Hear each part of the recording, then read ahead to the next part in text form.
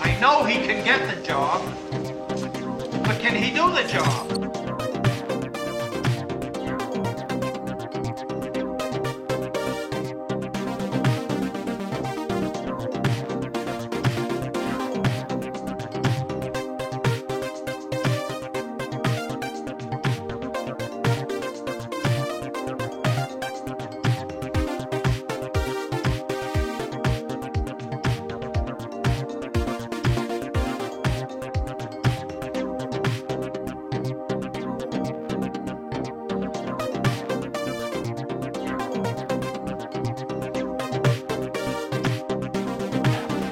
Like to kick his ass just once.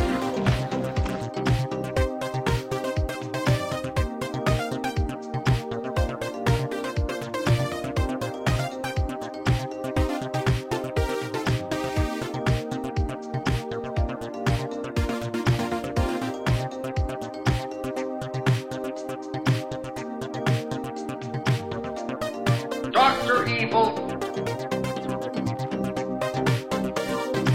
Geez, you're real nice. If I didn't have puke breath, I'd kiss you.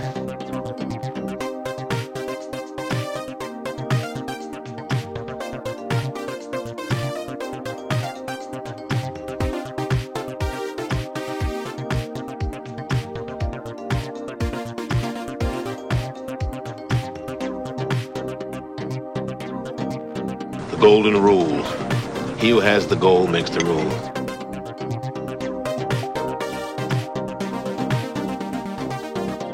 Just follow the money.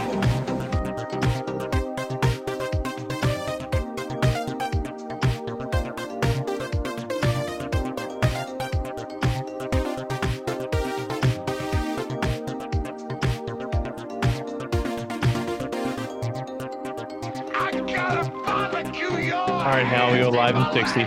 Cool.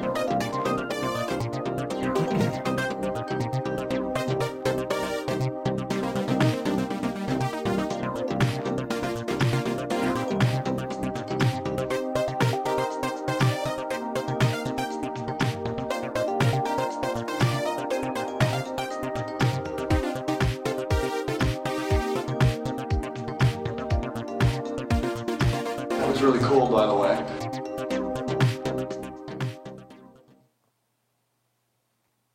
Hi, guys. We're going to get started in just 1 second. I'm trying to figure out the timing for the morning stuff as the radio rolls in and all that because I don't want to overwhelm them with noise going that direction. Devin's back with us, by the way. He's wearing a mask even though he's on a mic to protect me from this far away. All I care about... All I care about is he's healthy. I have come here to chew bubblegum and kick ass. And I'm all out of bubblegum. Live exclusively for WCPT in Chicago, standing up and speaking out, here's Hal Sparks. Hi, everybody. Good morning. How are you? You've done it. Congratulations. You've made it through another week of this madness. I mean, I think at this point in the pandemic and in the just the rioting and the distrust and the infighting and the outfighting and the crossfighting and the craziness, that the fact that you are just getting days checked off on the calendar like someone in a Jean-Claude Van Damme movie where he starts out in prison, you deserve credit for that. So I'm just going to let me be the first to congratulate you for making it to August 22nd, just without completely losing your mind. Partial is okay. It is, I have to completely confess to a certain level of mild nuttiness during this period. I think we're all having our moments where we're dealing with our loved ones and our interactions and going, I didn't realize that was so important to me before, but please don't close the silverware drawer so loudly. I'm sure people are encountering many moments like that. But the fact that that you're holding it together and you're still focused and you can still pay attention and still sift through, quite frankly, the avalanche of lawlessness that has been the Trump presidency. Because honestly, one of the things that is I think made everyone on the left forget about the rampant lawlessness that was the Trump presidency leading up to the pandemic and the riots. Is the pandemic and the riots themselves. We were getting to the point where only an enormous pandemic and a series of disasters could be so overwhelming to the news cycle that you would forget about the fact that the president was impeached for leveraging American power to get the president of Ukraine to do Russia's bidding. Because understand, most of the ask that Trump was accused of and found guilty of making was to the benefit of Russia, not the United States. So basically pantsing Ukraine in front of Russia was the basis of all the efforts within the sock puppets in their government and in companies like Burisma that were undermining Ukraine's sovereignty and its ability to just function as a country and specifically produce oil and gas that Europe could purchase, leaving Russia the only source that could make up that lack and guaranteeing them billions of dollars. Billions of dollars, of course, that Vladimir Putin and his oligarch buddies would siphon out of the country instead of pouring into the country to support their people. This is not a standard differential between two countries arguing over resources. Even kings, oftentimes, in days of old, were not so foolish as to recognize that one of the things you get when you seize the spoils of war from a country you have beaten in battle or beaten to a resource was that you could give some of that stuff to your own people to kind of quench the thirst for their needs that would keep them from rising up and putting you in a guillotine. So there was at least a tacit belief that you would take some of those resources and use it to benefit your own people. None of that goes on in Russia. It is a gangster state, proven by, again, the poisoning of Alexei Navalny, of which there has been no statement from this president about it. For those of you who don't know, Alexei Navalny has been attacked multiple times, including throwing something they call brilliant green on his face, which stains your skin in an effort to make him look like a monster, I suppose. It was just yet another thing where he couldn't do ads, apparently, against it, but it caused permanent damage to his eye. And he was on a flight from Siberia and was, insofar as we know, poisoned. And they had to do an emergency landing in Omsk. He was taken to a Russian hospital. His family, of course, and everyone with him was refusing to leave his bedside, effectively, and saying, we're not going to let him be treated in Russia. We want him flown to a German hospital. The Russians were attempting to slow that so that whatever poison that they had put in him would have enough time to clear his blood so it wouldn't be obvious and it would just be left with the damage. And they also, of course, whatever the poison, the longer it's in your system, the harder it is to provide some sort of antidote, one would guess, whatever it turns out to be. The good news is he was, because of the noise made and the other world leaders, of which Donald Trump was conspicuously silent, because of the noise around that, Putin shrugged off taking him to Germany. Now, interestingly enough, Putin has had no trouble assassinating people in Germany, so a lot of the people around Navalny don't feel that much better, but at least within margins. So he was apparently, that delay was lifted and he flew to Germany last night. He's in a coma. it could be very well that they knew if they waited long enough, because they know the toxin they used, that 24 hours was all they needed to delay it, and he will never come out of the coma. Maybe they know that. We don't. So from this show and to everybody who actually cares about freedom in the United States, including, conspicuously enough, Lindsey Graham, who posted on Twitter that he supports the people of Russia who are freedom-loving and thinks it's horrible what was done to Alexei Navalny. Apparently not enough to get his president, who he... let's see, how do I use radio-friendly language about this? Seems to always side with. Let's just leave it at that. He can't convince Donald Trump to say anything bad. Of course, this is the same Donald Trump who somehow needs, that was the word used, needs to have a meeting with Putin before the election, in person, in Russia. Other than the fact that he does not trust that the White House does not have listening devices in it a la Nixon, or the very fact that Putin has simply insisted that he do this.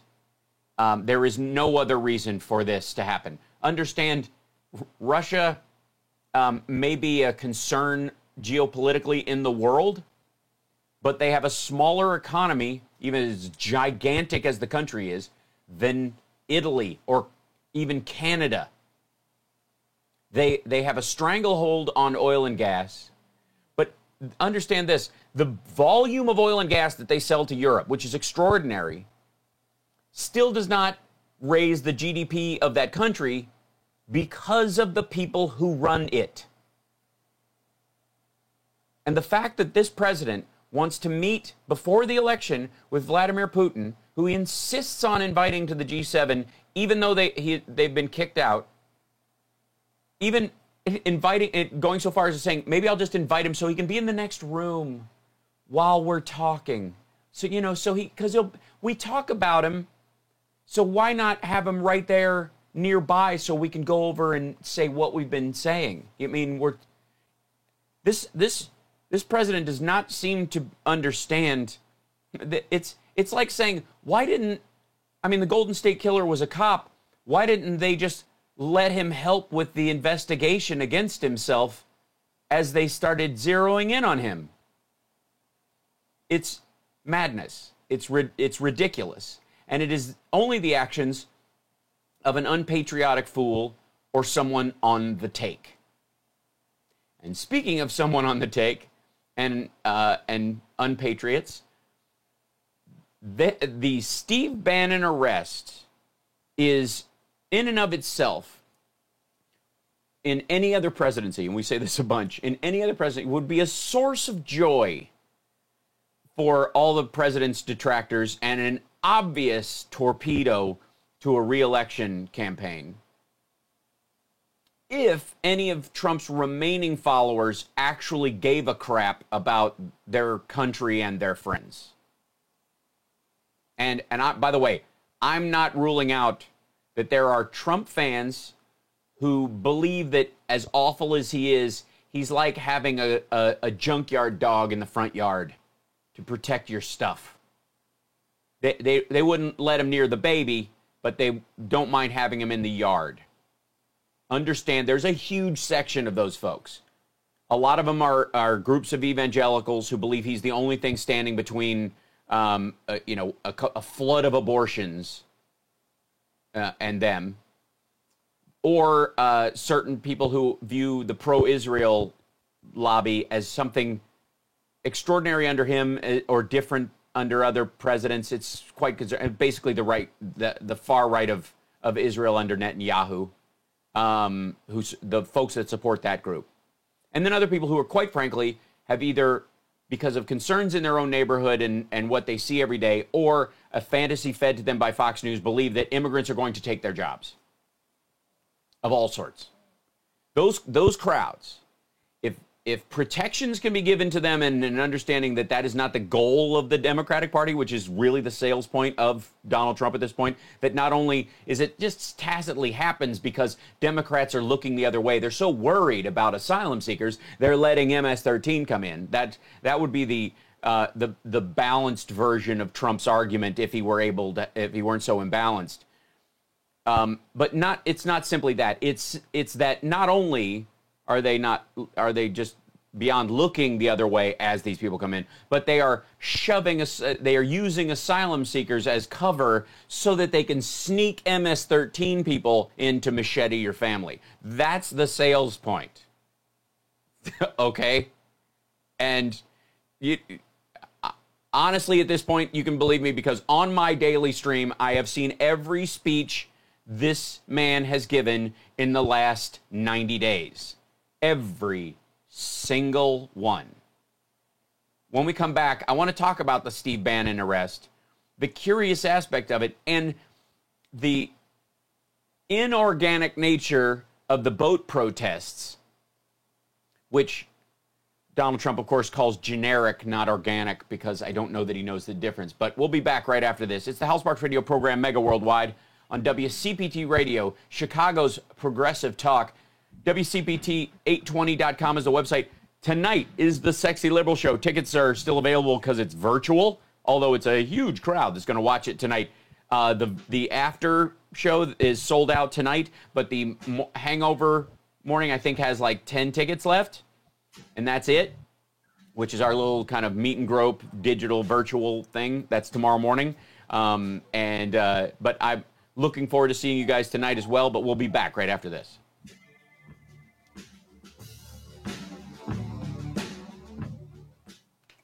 Hi, chat room. Sorry, when we get into Radio Zone, I don't get to jibber jabber with you guys the way I normally do. So hello, hi, and kind of feed stuff in. And so thank you guys. Thanks, Rob. By the way, showing love.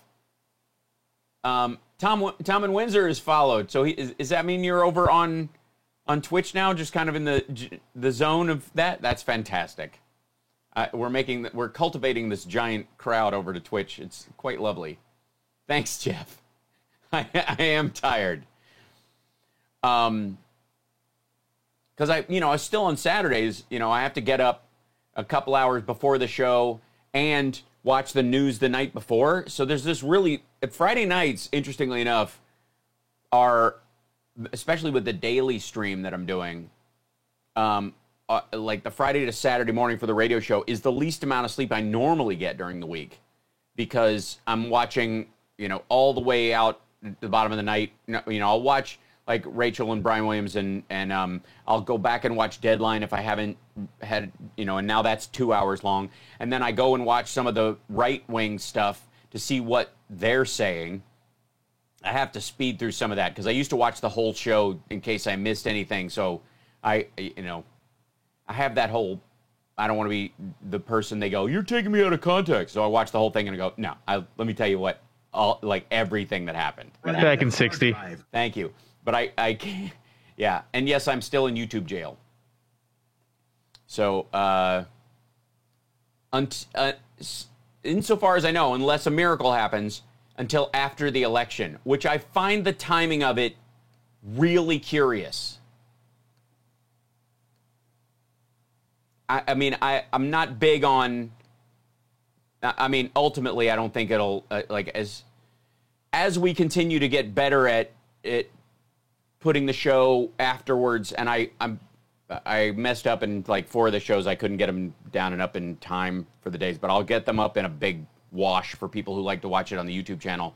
But there's this process afterwards where I have to wait till it's processed on Twitch, and then I can send it over to YouTube now. But that window, because I was shooting the sketches and all that kind of stuff for Sexy Liberal, got too long. So yeah, I will post it on YouTube. Now let's get back with Hal Sparks' radio program, Mega Worldwide. Welcome back. So we're on twitch.tv/Hal Sparks right now because I'm still in YouTube jail. I got hit with a copyright strike on an old episode of HSRPM. that curiously enough was 4 years old, and yet the copyright strike was done in such a way that the timing eliminates my ability to stream on YouTube until after the election. I'm not, I love a good paranoid conspiracy theory, but I don't tend to go along with them. I kind of watch them like a TV show, not, I don't take them very seriously. But that one was curious to me. So, what's up, Universal Music? Maybe some emails to you guys might be, in order. Why are you doing that? And am I the only person you're doing that to? Is there somebody in your little copyright team that's selectively knocking people off the air? That's curious. It's very convenient that the timing of it happened, like I said, in a way that if it had happened 2 months ago, the copyright strike would have cleared by say the 1st of September, and I would have been able to stream through the election. But now I cannot. There you go. So anyways, I will be posting the show going forward that I normally do after the fact. It just won't be live. People can watch it later. So I appreciate everybody's support during this time. And if you can, go to halsparks.live and you can watch the show, the stream there. And that's showing you what's on the Twitch channel and all that kind of stuff. If not, Facebook, my Facebook page is the Hal Sparks page. And then, of course, Periscope. But you do that, you're not contributing to the show, you're just watching. And you're also surrounded by trolls. So I apologize for the neighborhood you've moved into, apparently. I think it's because we're ruining the suburbs. I'm old enough to remember when Facebook was the suburbs of the internet and Craigslist was the low-income housing. And now Donald Trump has not protected Facebook at all. As a matter of fact, he ruined the digital suburbs, literally, with a little help from Zuck. But anyways, we'll get into that later. So I have to say that the Steve Bannon anomaly of the presidency has always been a curiosity to me because, it's abundantly clear that, like Roger Stone, Steve Bannon's one of these, hucksters for hire that if you, it helps, I suppose, that they agree with some elements of your politics, but quite frankly, there's no reason to believe that they wouldn't sell their skills to the highest bidder and go against you if the cash was better. It's just that nobody who's against Trump would hire those kind of scumbags, even if they were effective, because, partly because of the HR problems they create, I would guess. But you just don't want them around your staff. But that said, the Steve Bannon thing, during the election and him kind of being this odd Florida man-looking dude who would occasionally be on Fox News, but most of the time he was, he wasn't telegenic enough for Trump or whatever, who likes people, quote, out of central casting to do his spokespersoning, which I don't think he had a problem with Roger Stone, who looks like a dandy tweaker who's looking for a fix every time I see him on television. The odd part about Bannon was, after the election, when things were, quite frankly, financially a little sketchy to be associated with Trump, and as Trump got into deeper problems in the election part of it, Bannon left the country and basically took his will subvert democracy,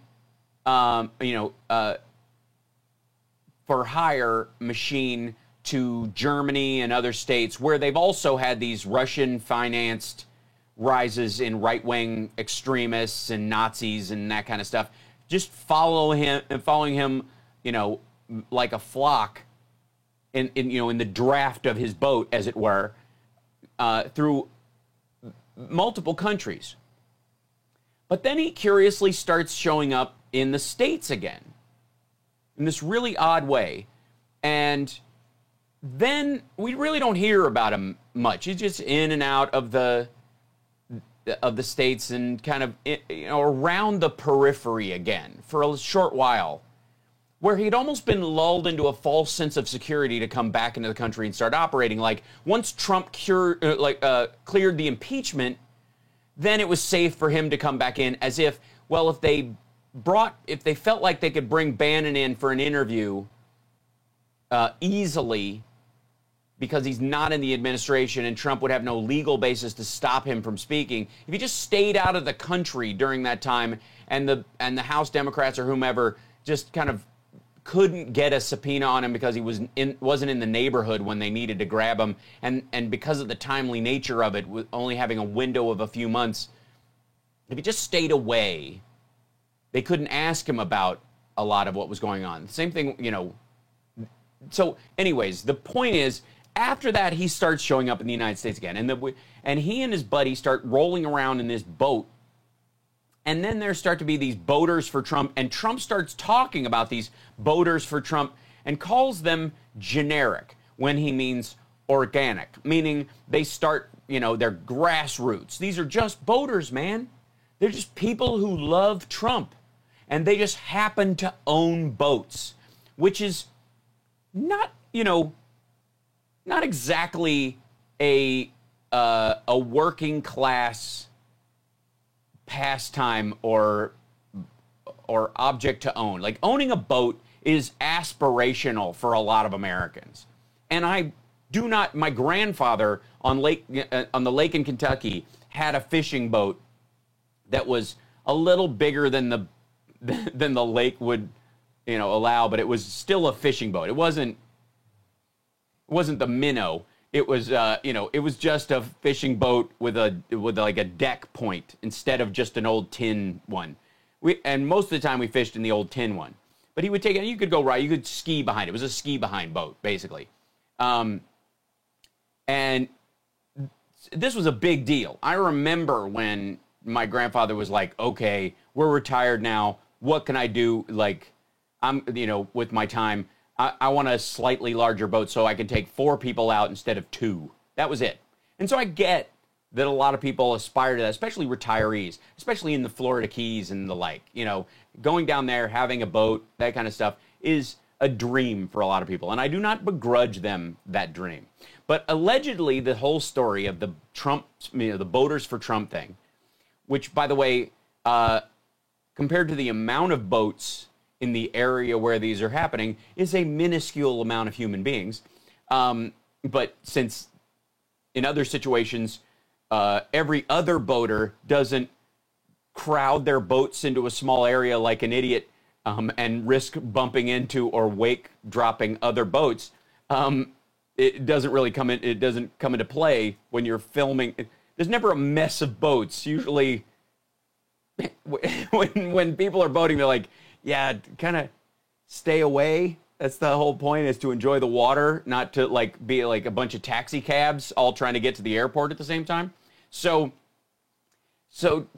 these boat things start showing up, and Trump starts mentioning them as a point of enthusiasm. Oh, now I'm up on the next break, and all I've talked about is boats. Wait till we get back, and when we get back, I want to tell you about how some of the boats were paid for, how these generic gatherings, not organic, generic gatherings started, and how they ultimately led to Steve Bannon being arrested by the post office. We'll be back. It's nuts. We'll be back.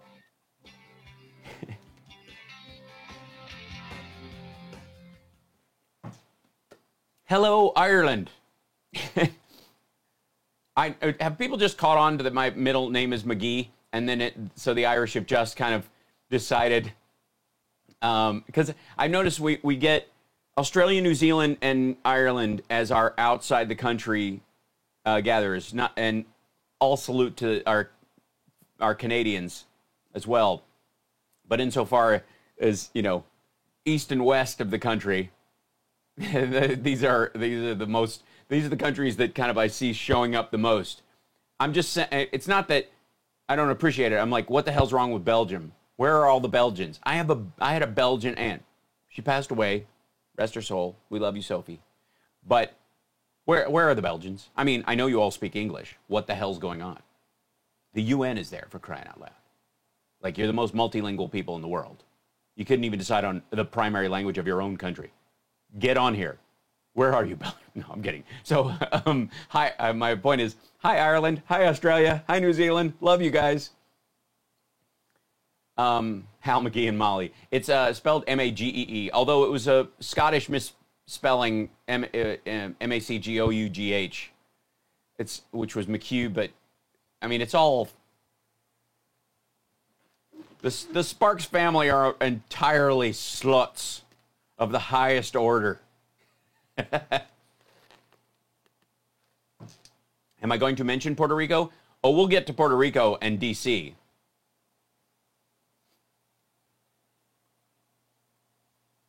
I don't view Puerto Rico, though, as outside of the country, if that's what you mean. They're Americans. That's, to me, to the Republicans, mentioning Puerto Rico is like mentioning South America. To me, mentioning Puerto Rico is like mentioning Ohio, because it's part of the country. You are broadcasting in English when I am in Belgium and I speak French all the time. Pardon, je parle français comme une vache espagnole.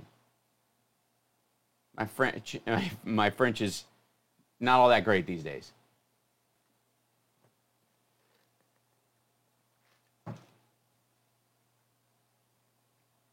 How do you mean polylingual? Yes, she was lovely. I used to see her perform. I didn't understand all the lyrics, but when I did, it was magic. Come back in 60 and you got 3 calls, Hal. Look at that. We are moving. And I was telling Dennis before, like, my house is full of, like, dust. Good God. I had this sneezing fit yesterday that was hilarious. Poxler, thanks for the sub. Thank you guys for subbing on Twitch, by the way. I know it's heavy lifting compared to, you know, the super chatting on YouTube and all that kind of stuff. And Gonzo, your picture is going out this week, by the way. Confirmed. Let me know you got it when you get it. Vegas dust is orange. It absolutely is.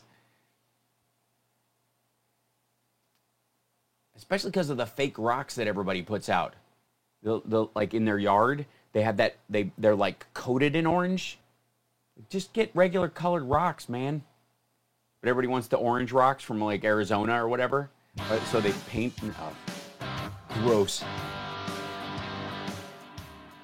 This is Doris Davenport, host of The Doris Davenport Show, all local, all the time. Now let's get back to Hal Sparks' radio program, Mega Worldwide.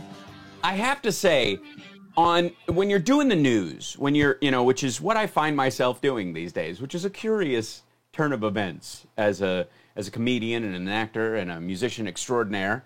It's nice to have another career so that after the Trump presidency goes away and falls into the dustbin of history, we can all go back to doing normal things. And I have another career on top of this.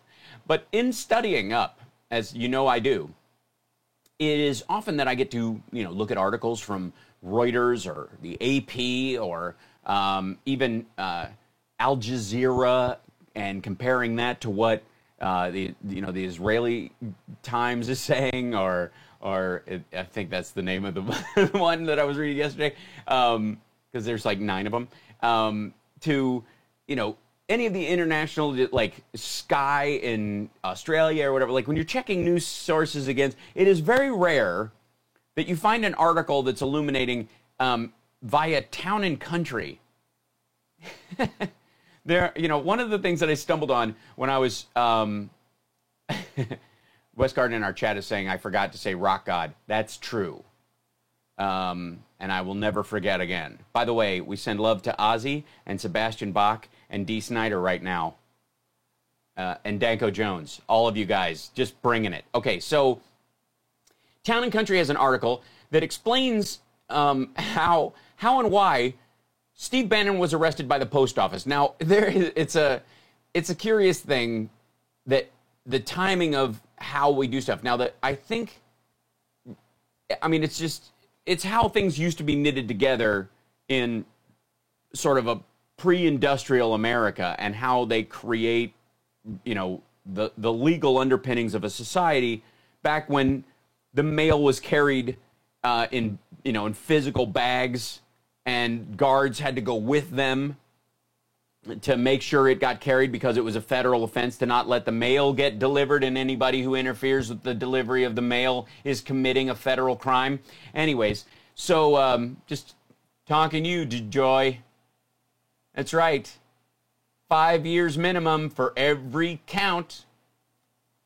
So that's 1 billion. It's 1 billion Christmas cards you're interfering with. Not to mention ballots. We'll get there later. All right, so when Steve Bannon was arrested with 2 other guys for defrauding Trumpsters, quite frankly, and that's the odd part about this, I think, for most people, is that what he's being arrested for is defrauding and stealing from Trump supporters. Trumpsters, maggots, whatever nickname they got lots of names. Moron 19. Whatever you want to call them,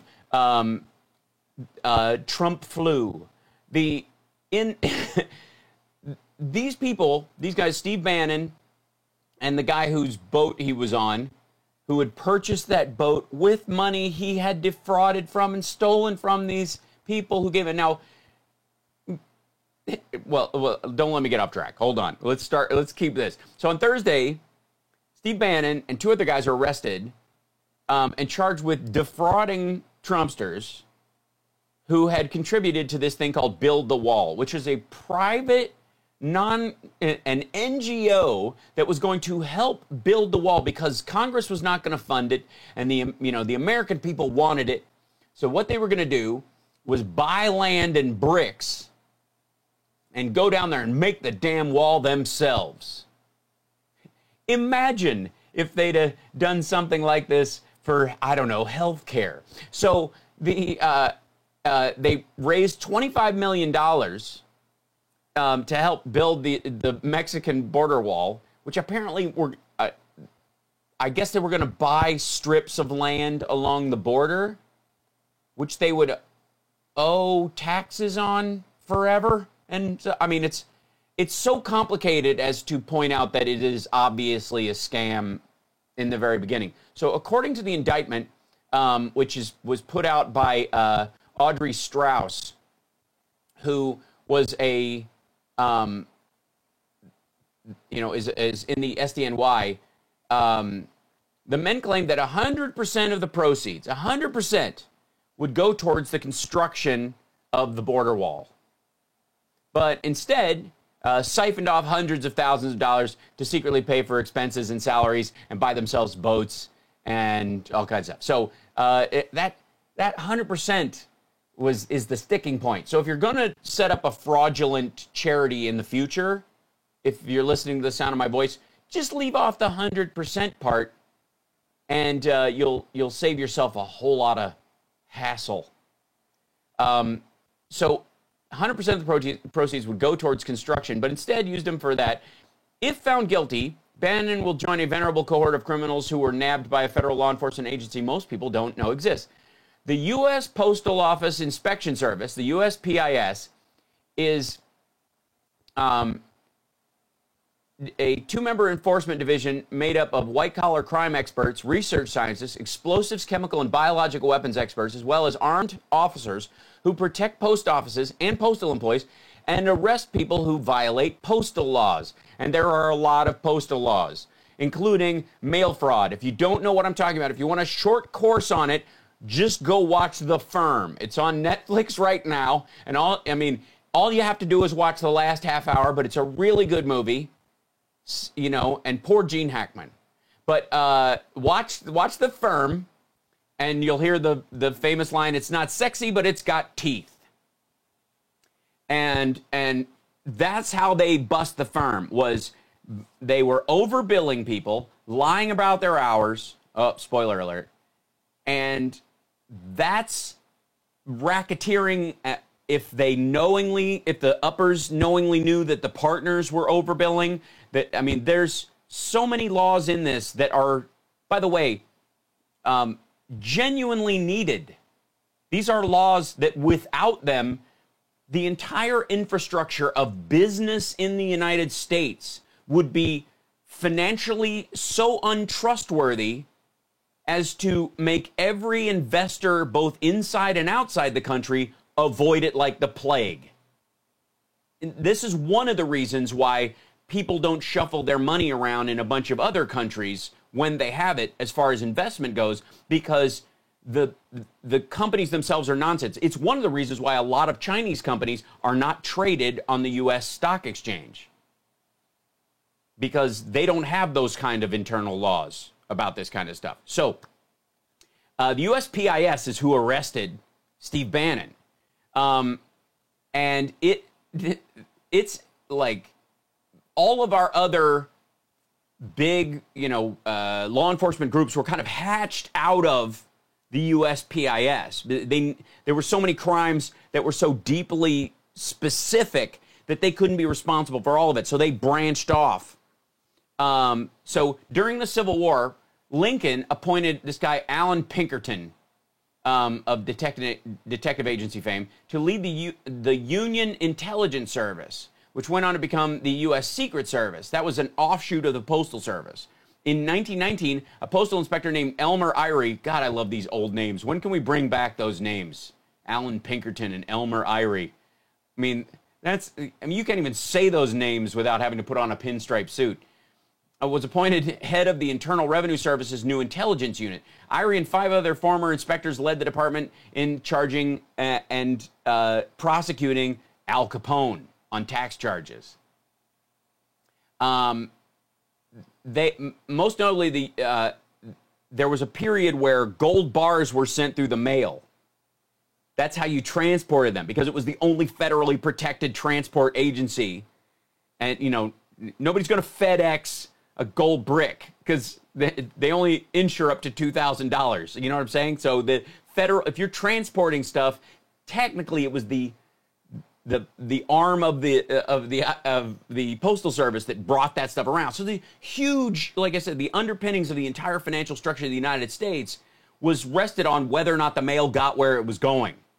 And so to have somebody like DeJoy in charge of it right now, undermining that infrastructure, is not simply an accident or the post offices fell out of favor as a useful organization. It is an attack on the protections against criminal activity that everyone, small to big business, has in this country for the normal infrastructure of their financial dealings in the country. If you can attack the Postal Service and all the ancillary organizations that have spread from it and the protections therein, you can basically destroy American business from the inside, which is what Russia was doing with Ukraine by putting sock puppets in charge of Burisma and the prosecutor's office, so that the company would defraud all of its investors. The prosecutor would only seek criminal cases against people who are trying to stop it, and no one puts money into Ukraine. Everybody becomes impoverished, and it makes a takeover easier. This is a long game, 20, 30 years in the process, and this is an active problem right now. We got to take a break. When we come back, we've got some calls, 773-763-9278. It was the USPIS armed postal workers in a period when Donald Trump is trying to scuttle the post office that ended up arresting, with the blessing, by the way, of everyone in the DOJ, because they still have to do their job. Those darn oaths. Oh, oaths are they're difficult, because if you break them, you go to jail. Rats. We'll be back right after this.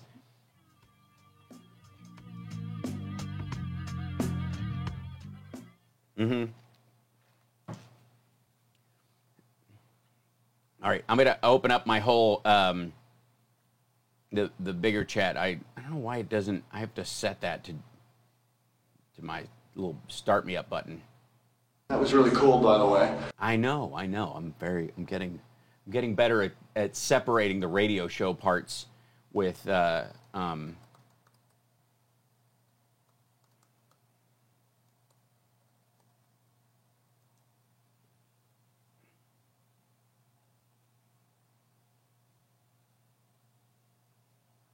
even when we dispose of Trump, he'll be stuck with Frankenstein Trumpster he's created. Yeah, but they'll have less support in there.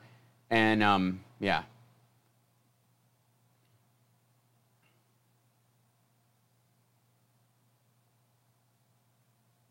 Yes. Much bigger chat. It's true. Back in 60, Hal. Did he say I'm going to open up my whole chat, my whole full chat? Thank you. The full chat.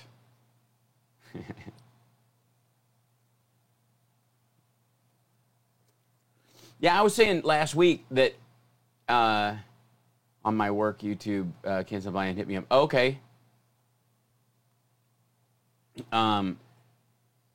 I was saying last week that, like, only Trump could make the phrase going postal sound positive.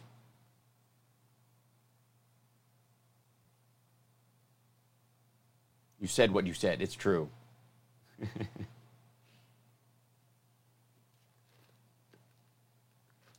250 people in the Twitch right now. Look at that. It's where it's at. It's where it's at. Yeah, here, let me see if I can bring this up.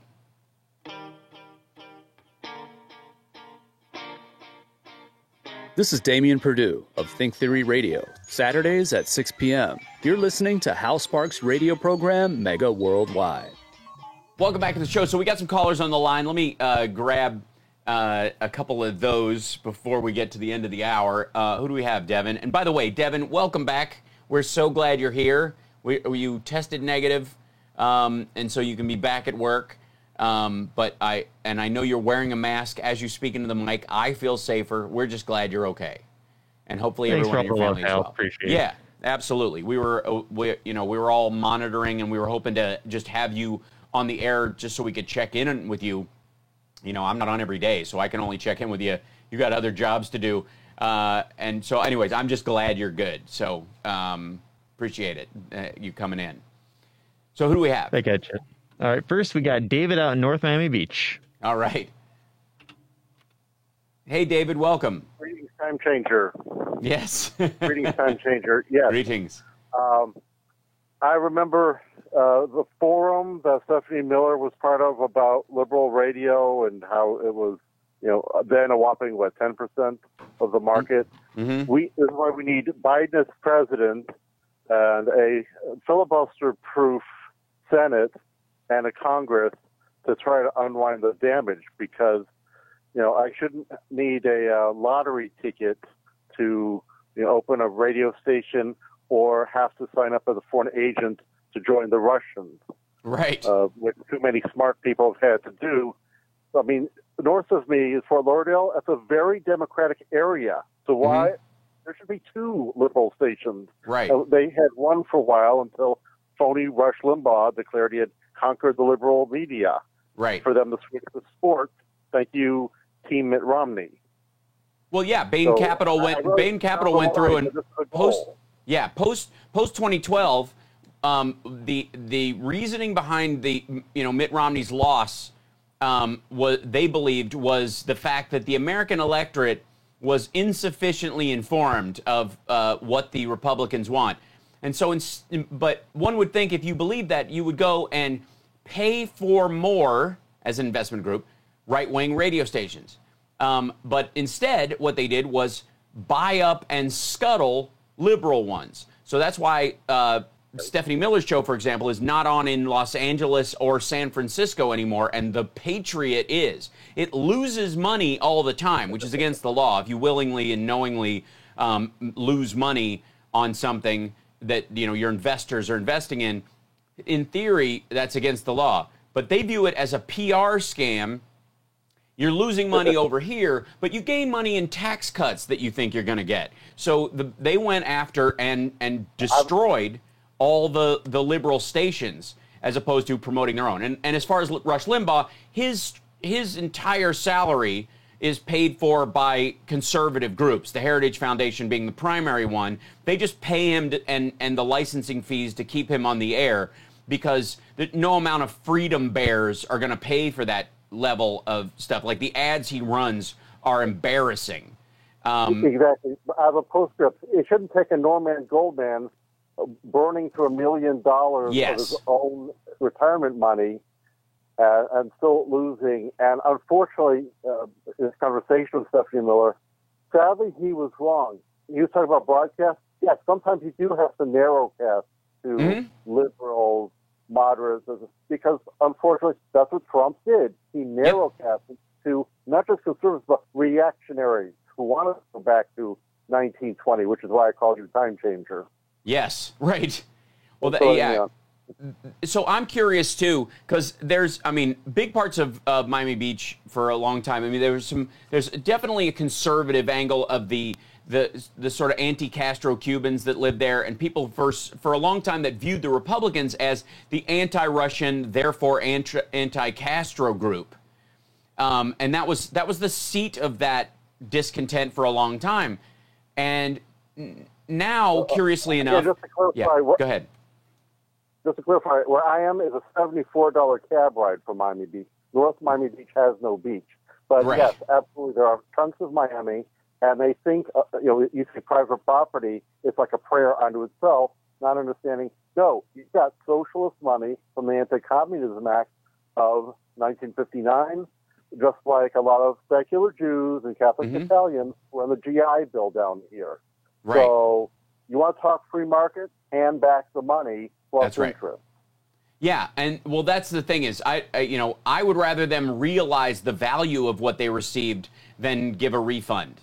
That would be more, more logical in that regard. But that whole group, a lot of them wear the Republican R on their shirt as almost like a sports team, when the Republican Party is, insofar as the protections around this stuff, let them a long time ago. And even, during Barack Obama's, 8 years, the idea of opening up Cuba and normalizing it so as to pull it away from the sort of Castro remnants that tie back to the USSR was a strategy a lot of them ultimately agreed with, and would make it available for them to visit their family again, and, ending that embargo.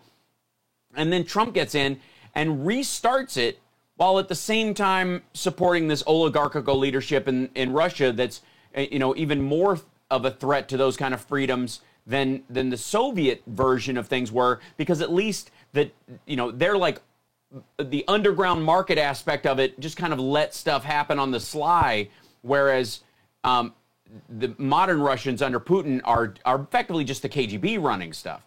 So it's nuts that started on our attitudes towards Venezuela, which again, if we just make oil worthless, that takes out a lot of problems, but that would hurt Russia, real president. So that's right. Yeah, Russia's only economic point right now. Nobody owns a Russian washing machine, if they, because that's one of, nobody's buying full flow Russian shower heads that Trump would gladly promote. No one's buying a Russian car. No one wants anything from there. The only thing they have going for them is the fact that they are the only game in town for part of the eastern parts of Europe, and as far as oil and gas goes. What we do have is what looks as a new version of Moscow on the Hudson, of people in long lines. But here is to get into a certain superstore, often greeted by empty shelves because of this coronavirus plus trade war stupidity. So congratulations.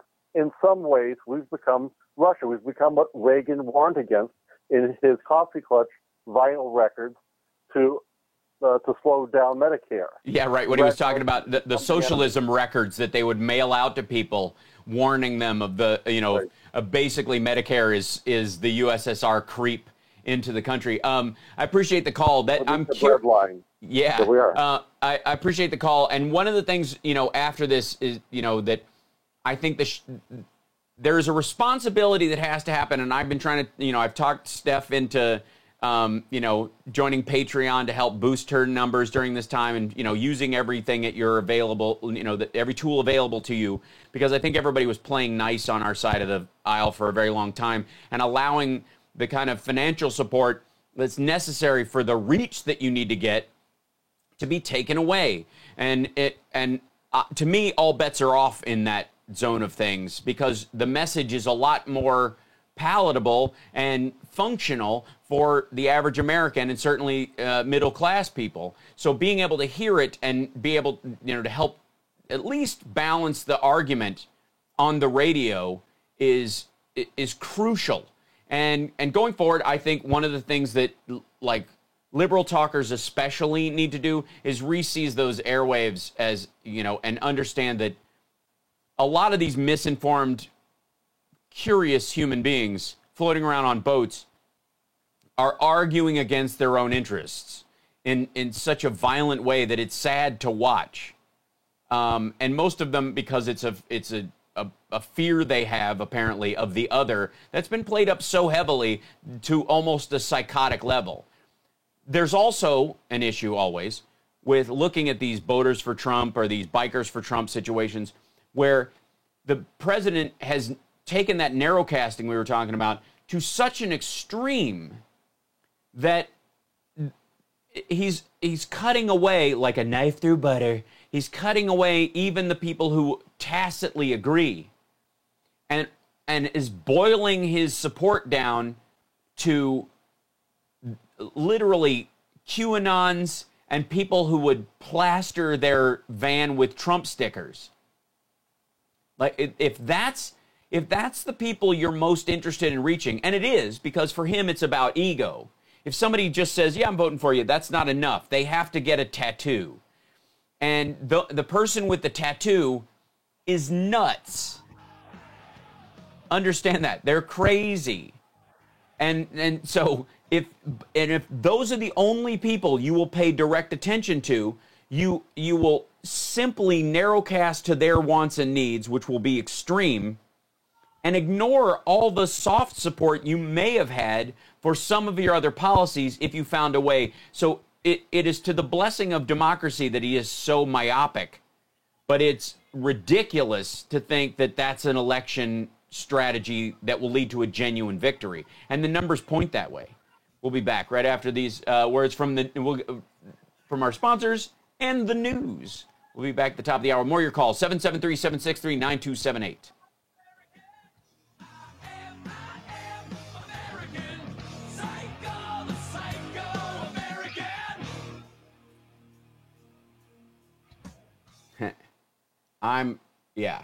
Tattooed on the back of the neck. Tattooed on the back of the neck, right?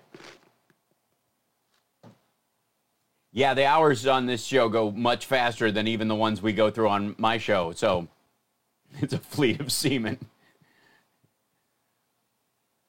Ladies and gentlemen, welcome to my submarine lair. It's long and hard and full of seamen. Nothing? Not even a titter. Tough sub. How does as much research as Randy Rhodes? A lot of info. Yeah, hats off to Randy Rhodes. She spends most of her time reading off the air. So does Maddow. Some of you may know that I was on as a temporary fill-in when Al Franken decided to run for office. He had to leave Air America, and they needed people to fill in the in his time slot. So they had, I think they were calling it American Afternoons or something like that. American Mornings is depending on what time zone you were in. So I filled in New York in the studio for like a week and a half or 2 weeks, and because I was on tour and that kind of stuff, so I couldn't do it regularly. But I filled in for a couple weeks, and that's when Rachel's was just on the radio. She hadn't had a TV show yet, and I saw her. She was right after my slot. So I was in there doing my work and all that kind of stuff. And I would come out and Rachel, that picture you see of her with paper all over the floor when she's laying out, that's how she processes a lot of the data. So I would try to use the copy machine and she would just be squatting on the damn thing for 2 hours before the show. So I had to do all my printing at the hotel I was staying at, so I could bring in my stuff because Rachel had co-opted the copier. And so I would, yeah. If you see, she's amazing, but she would do her prep idea is she does 2 hours of prep for every hour that she was on the radio. And she had, at that point, I think, a 2 or 3 hour show. So she was doing, 6 to 9 hours of prep, because even though she said 2, it was obviously more than that, because she would work after and then re-answer stuff on the next show. It became this rolling news thing. And so that part was fascinating, but I always remember like going, do you mind if I, and she's like, Sijunka.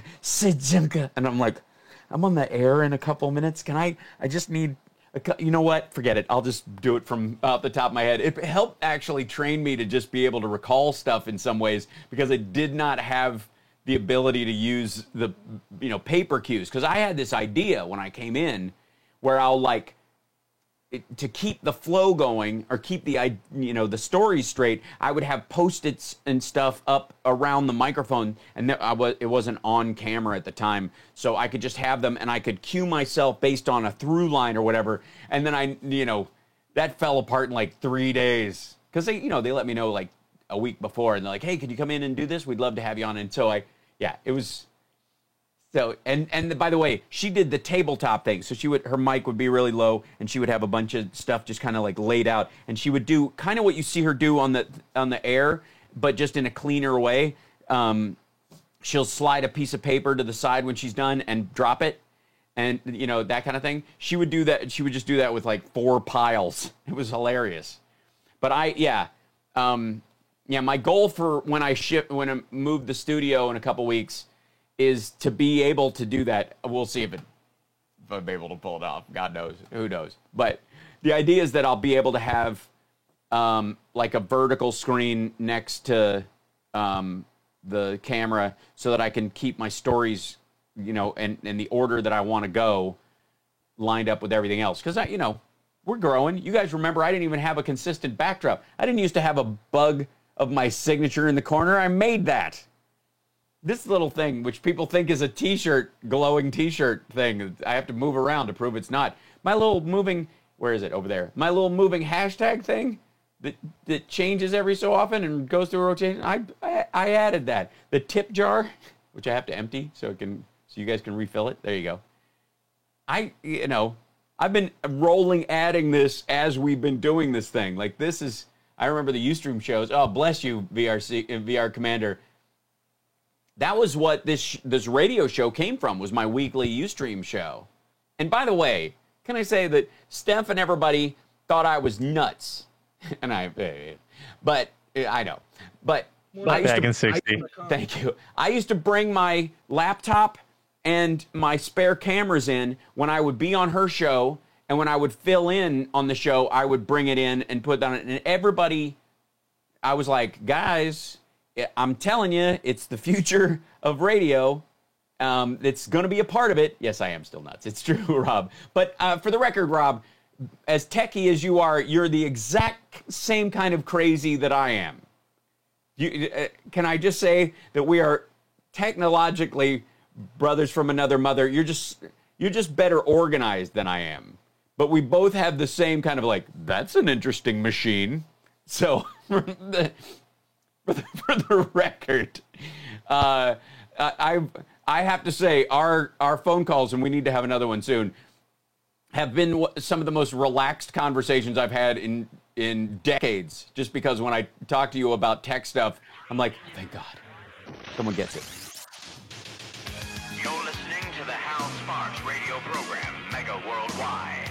I've had people walk out of me before, but not always being so charming. Video streaming at halsparks.com. I don't care for you or for the putrid sludge you're troweling out. Face little lipstick. True progressive talk. Might be a good time for you guys to give up. Welcome back to the show. People on Twitch are telling me to hydrate, so I'm doing that. Yes, it's a bit weird that on Twitch people can use what are called channel points to tell me what to do. Please don't ask for push-ups during the radio show, because I have to save them to after that, because I've got to stay on the air. It's not like the regular stream that we do every day.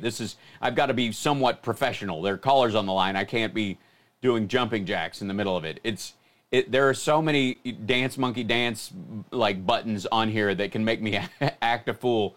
It's a little silly. And by the way, the conversation we get to have during the breaks is it's just lovely. It just is. That said, thank you for supporting the commercial endeavors of the channel and of the station. Support all the people who run ads on WCPT. Honestly. Especially My Hero Power. Those guys are awesome. All right, let's take some more callers. 773-763-9278 is our number. And then we'll also get into more of the Bannon story as we go along. Who do we have, Devin? Next, we got EO from the chat room. Oh, EO, right on. Electric Outcast joining us on the radio. Hi. Hello. Well, Hi. First off, we don't want to run the risk of having you dance to Walking on Sunshine on Twitch. No, I'll definitely. I mean, that would violate two rules. Both, I guess, playing I don't know. Is there a rule against it? I don't know what the Twitch rules are, but let's not play with fire. But also, that's Steph's song, but it makes me feel good because of it being in Secret of My Success, one of my favorite Michael J. Fox movies. God love him. Okay, so go ahead. Yeah. I gotta say, in terms of that, I thought she'd have moved back to that Twisted Sister song because of the Trump presidency.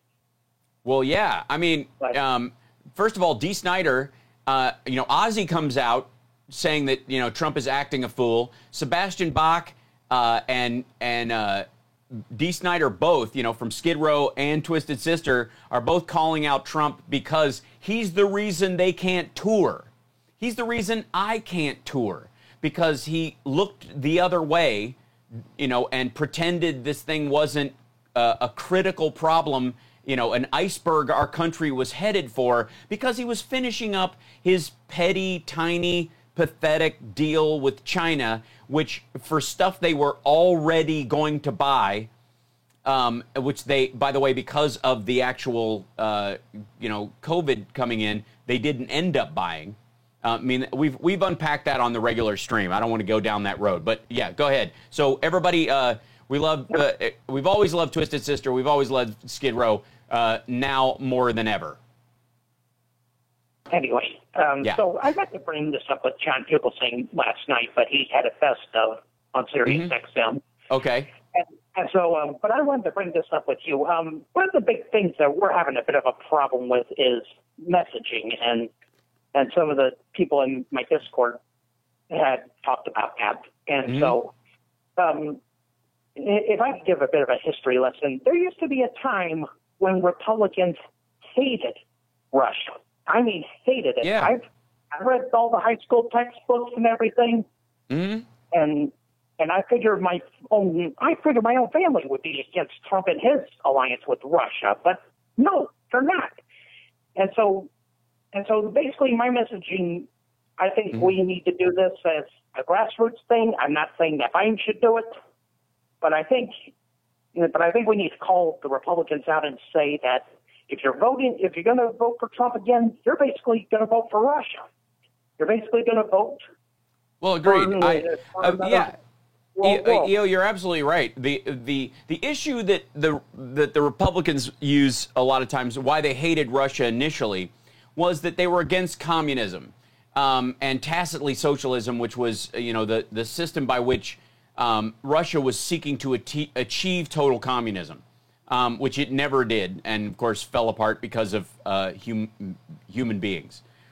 The issue, though, with the Republicans now and their support for Russia is that while they were very vehemently against communism and socialism for a lot of good reasons, quite frankly, back in the day, as most people were, and until, of course, they started using it as a cudgel to try and stop normal democratic taxation exercises within our own country. Because understand, socialism as it's truly defined is not actually what's going on even with Social Security, Medicare, and Medicaid, nor is it how we have police departments and all that kind of stuff. That is simple, democratic taxation with representation, that the government takes in taxes and we have a say in where it goes. It is not a socialist taking over of businesses or elements of industry. It is not the same thing. It's been used in a rotating language thing, and it's become kind of a, socialism is,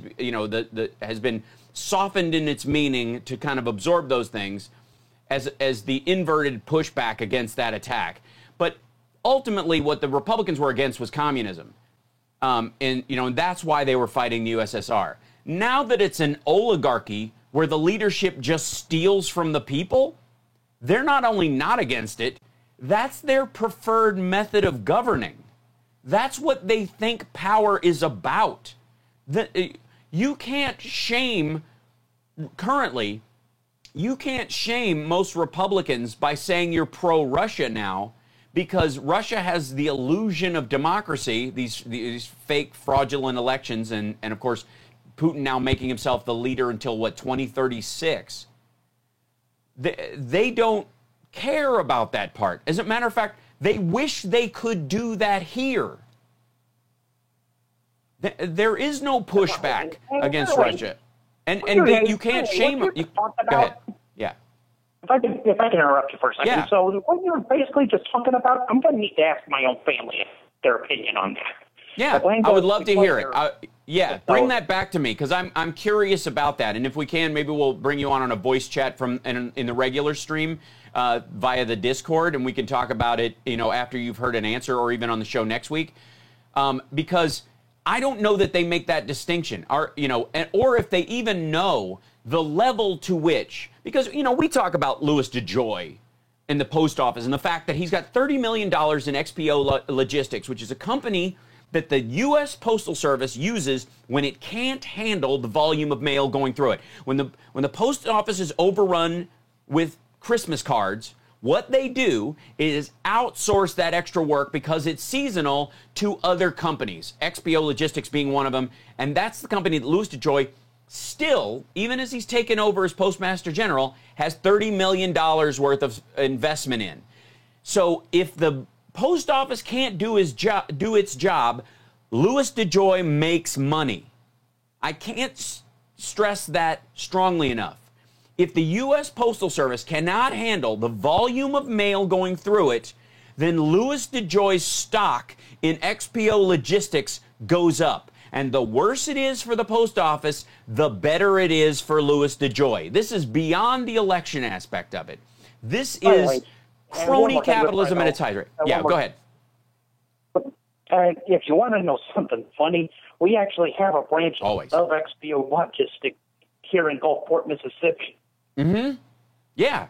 Well, they're all over the place because it's a local mail sorting thing. They're trying to charter school the post office.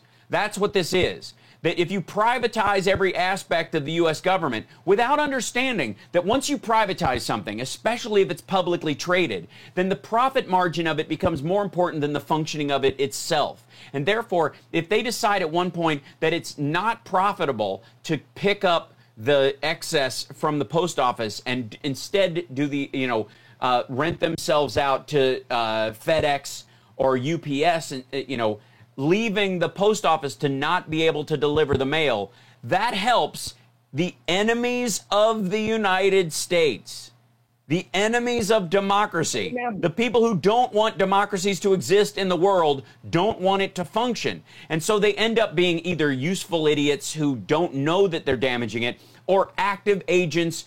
And considering the number of people who have violated the FARA laws, that they have to show that they are acting in the interests of a foreign government, I tend to lean in the direction that this is outright active sabotage, because that's the law they are consistently violating, is lying to federal agents and saying, no, I don't work for another country that's paying me money to do these tasks.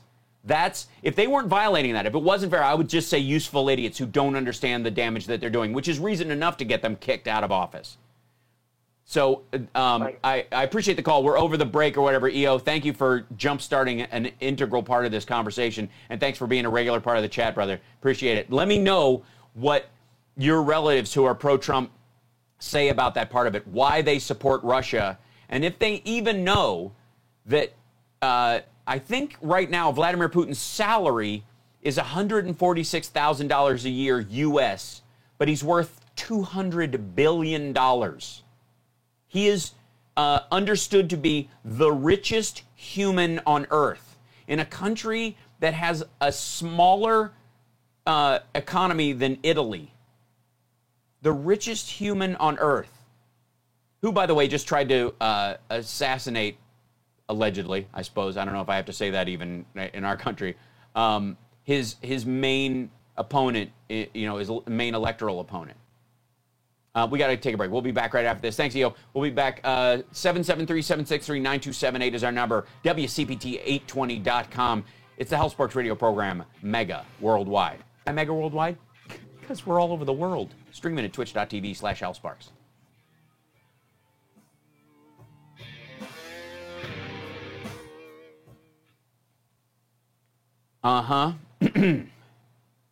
Phew.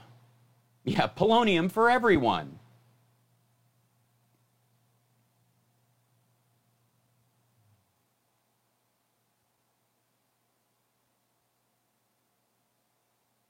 Anybody notice how Trump pronounces millions as far as dollars? Like he has a Russian accent?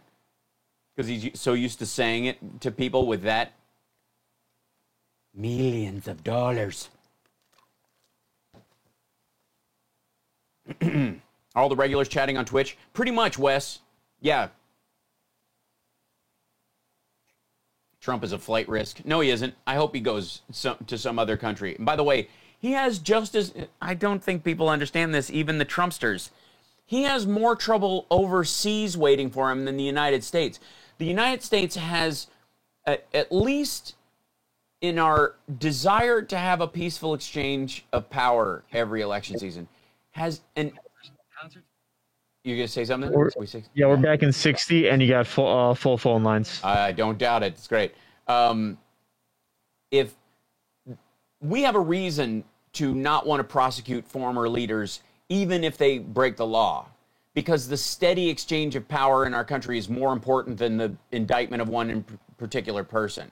That's at least been the thought. Overseas, they don't give a shit. He's a run-of-the-mill grifter who's breaking their tax and financial laws. If he's on their land, it's going to be really hard. The United States, can you imagine the Biden administration, and they will, fighting, Scotland going after him, or Germany for that matter, or anywhere else they're engaged in all kinds of financial misdealings? Wait till Don Jr. gets charged. This is Tom Hartman, and you're listening to the Hal Sparks radio program, Mega Worldwide, on Chicago's Progressive Talk, WCPT.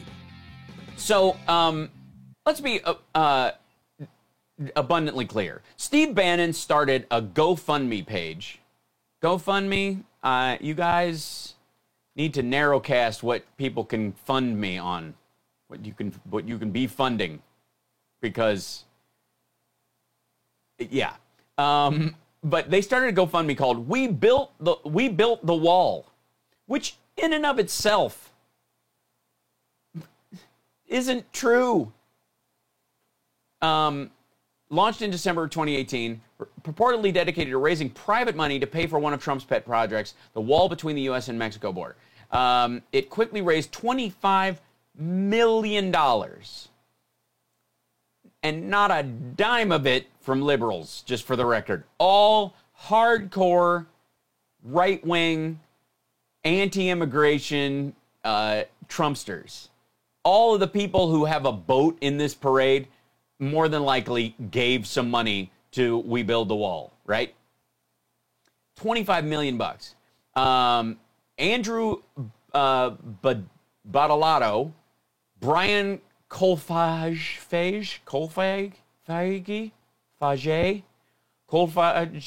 yeah, I don't know. And I don't care. And Timothy Shea, some of whom have previously had brushes with the law, one of whom, Shea, owns a pro-Trump energy drink literally Trump has his own Jesus juice, are accused of stealing more than $1 million of the haul for their own personal use. Now, that's that they know of, because they haven't built $24 million worth of wall. They funneled the money through other organizations and got a kickback on it. Basically, they were laundering this money through other organizations, which will go down as well, because now that these guys are busted, they're the ones who handed out the money. So all these groups that took the money and may or may not have knowingly given them money back, like in the form of salary on it or a commission or a finder's fee, ended up being complicit in this fraud. Hence the post office going after this. And it's curious that they're attacking the post office in a time when there was this case being built by the Postal Service for mail and wire fraud. It's just interesting. I mean, there's obviously reasons that Trump would attack it to stop mail-in voting, because he knows that the more people vote, the lower chance he has of winning, which Republicans have always believed. But according to the indictment, Bannon, Badolato, and Shea used it for travel, hotels, consumer goods, and personal credit card debts. They paid off their credit cards. So can you imagine the poor sap who has to sort through Steve Bannon's credit card receipts? Ew. Because they're going to have to give it. They're going to, the defense is either going to have to produce them, or they already have them, because they know, and they want to know, okay, which part of it, okay, if you want to say some of it was actually expenses for the GoFundMe, like you paid for the page and all that kind of stuff via your credit card, and you paid off your entire credit card bill, we need to see the rest of the credit card bill. Oh, God, what he had to have paid. I mean, it's obviously not facials, but Cole Fage allegedly spent his share on home renovations, an SUV, a golf cart, jewelry, cosmetic surgery, and a boat. And the boat was was a 2019 Jupiter Marine. It's a fine vehicle. And it's called Warfighter. Warfighter. HuffPost found a comparable yacht with a list price of $815,000. He bought himself an $815,000 boat in 2019. And that pictures of the boat were featured heavily on his Instagram page. One place the boat shows up is in footage of a post on the 4th of July Trumptilla, which is, of course, a flotilla and Trump put together, because, that he helped organize. And this is the point.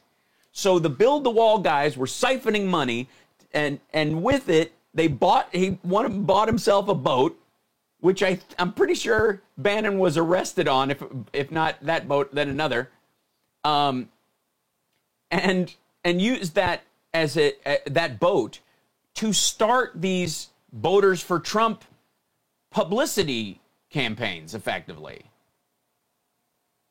I mean, it's never ending with these guys. Maybe you could argue that in spending money on the boat, he could cover in Trump paraphernalia and thus used to promote Trump's reelection. He was indirectly furthering the cause of the border wall and its eventual completion. But no. And so, So anyways, let's take another call. 773-763-9278. We got full phone lines. Who do we have, Devin?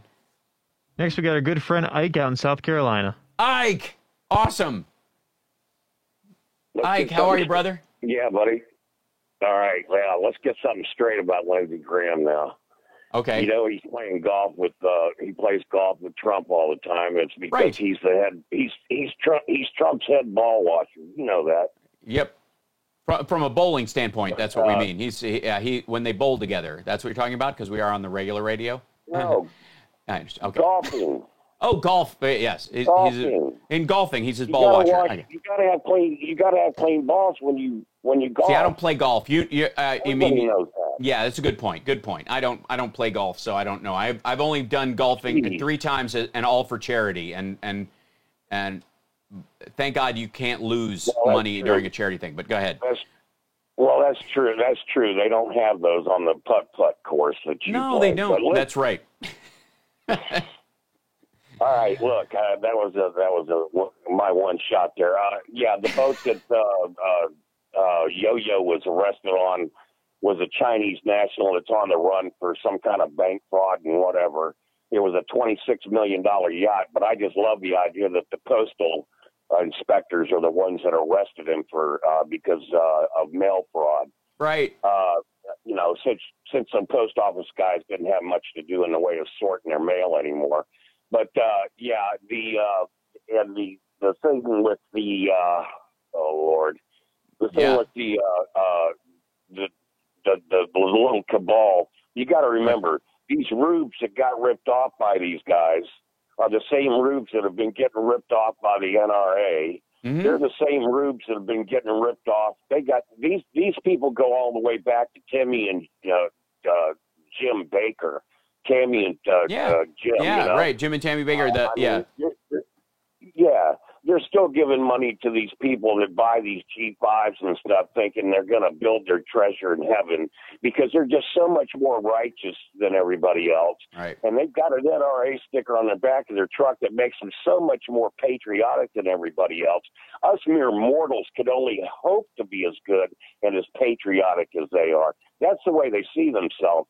And, they also think that they're building up their treasure in heaven because they're just poor working folks, and they work hard every day, and they think that because they work every day that they're better than you. Right. And they think that it's actually a badge of honor that they work so hard, yet they don't make that much money. That makes them the meek, and they're going to inherit the earth. But deep down at the end of the day, they're just scumbags. They're scumbags, and they look for every reason in the world they can to separate themselves from their fellow human beings and fellow citizens, and they're trying to run a scam on the outside because that's all they've been doing to themselves on the inside. They're nothing but one big walking scam. They're in their stupid little hats and attacking an obvious patriotic company like Goodyear and doing the kind of bull crap that they do. The ones that really irk me are the bikers for Trump. There's no self-respecting biker in this world would ever be connected to a political movement. And, as a matter of fact, that reminds me, I sent you on your Facebook. Yeah. I sent you a private message. Instant Messenger is what I used. Excellent. And you can finally see what the Eichster looks like. Oh, look at that. 20 pounds of beard hanging. His 20 pounds of beard hanging off his face. Excellent. And please go ahead and forward that to Stephanie and Fugelsang and the rest of them. That way, if I ever show up in person and they see me coming at them, they won't get so scared. Right. Yeah. Excellent point. All right. Good. Yeah. We'll have you on the It's Okay list. That's what we have to have up there. Yeah. I was amazed. I'm sure you were. You can even throw it at Chaz Duck and some of the regulars in the chat. What the hell? Why not? Will do. I'll post it so they know that they can put a face to a name. So, and thank you for bringing it up. We only got a minute left before the break, but the whole Goodyear thing, I didn't even have a chance to touch on this week. That the Goodyear basically said, wearing the trademarked wear of a campaign is not allowed at work. You can wear you can support issues, but you can't go against the support of those issues. You can't wear the reason they were outlawing the Blue Lives Matter thing was because it was an answer to Black Lives Matter. Anybody who wants to wear Fraternal Order of Police stuff, that's not a problem. If you want to go, I support the local police, you could wear that, but you couldn't wear a Blue Lives Matter because it was meant. You can't wear a Biden T-shirt. You can't wear any political shirt. And by the way, good move, Trump. Burn Ohio, burn, baby. Burn his butt for that one. Yeah, that was amazing. We got to take a break. I appreciate you bringing that up, Mike, because I want to talk about that. Yeah, on the other side of the break. I look forward to seeing you in person one day. Stay healthy, brother, and we'll talk to you again. It's the Hal Sparks Radio program, Mega Worldwide on WCPT Radio, Chicago's Progressive Talk. We'll be back. Yeah. Yeah, Tone God. That's a great point in the chat. He says, MAGA is a political statement, BLM is a social statement. And that's exactly what it is. Again, you can support the police by wearing something that says you support the police. You can even wear a shirt that says U.S. Marshals, or something on it if you want to. But the Blue Lives Matter thing is an anti-Black Lives Matter statement, as is all lives matter in that regard. Because if you walked in a shirt that had a globe that said "We are all one people" or "Love everybody," nobody's going to shut you down.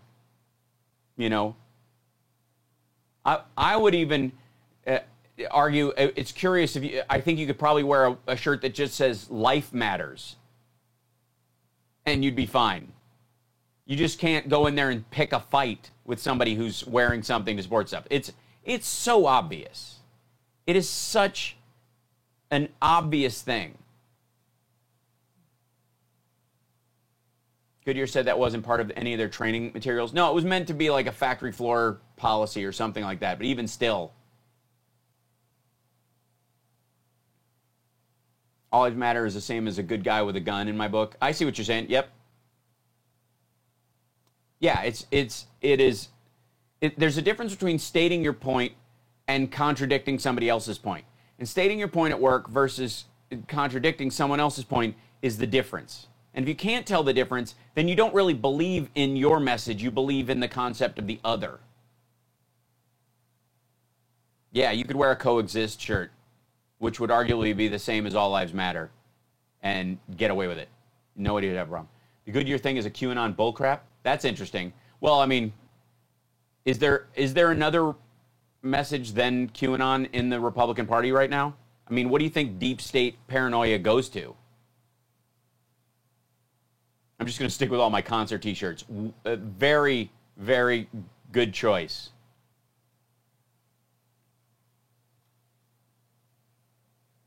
I haven't seen the QAnon is behind the Goodyear thing, but it wouldn't surprise me, but I'm curious. So if you have a link, I would like to look at it or where it came from them.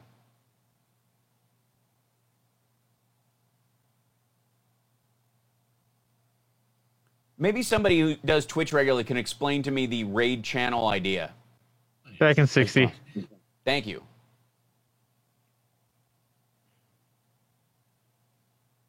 I can wear that what I want at work because now I'm working from home. Yeah, totally, Carl.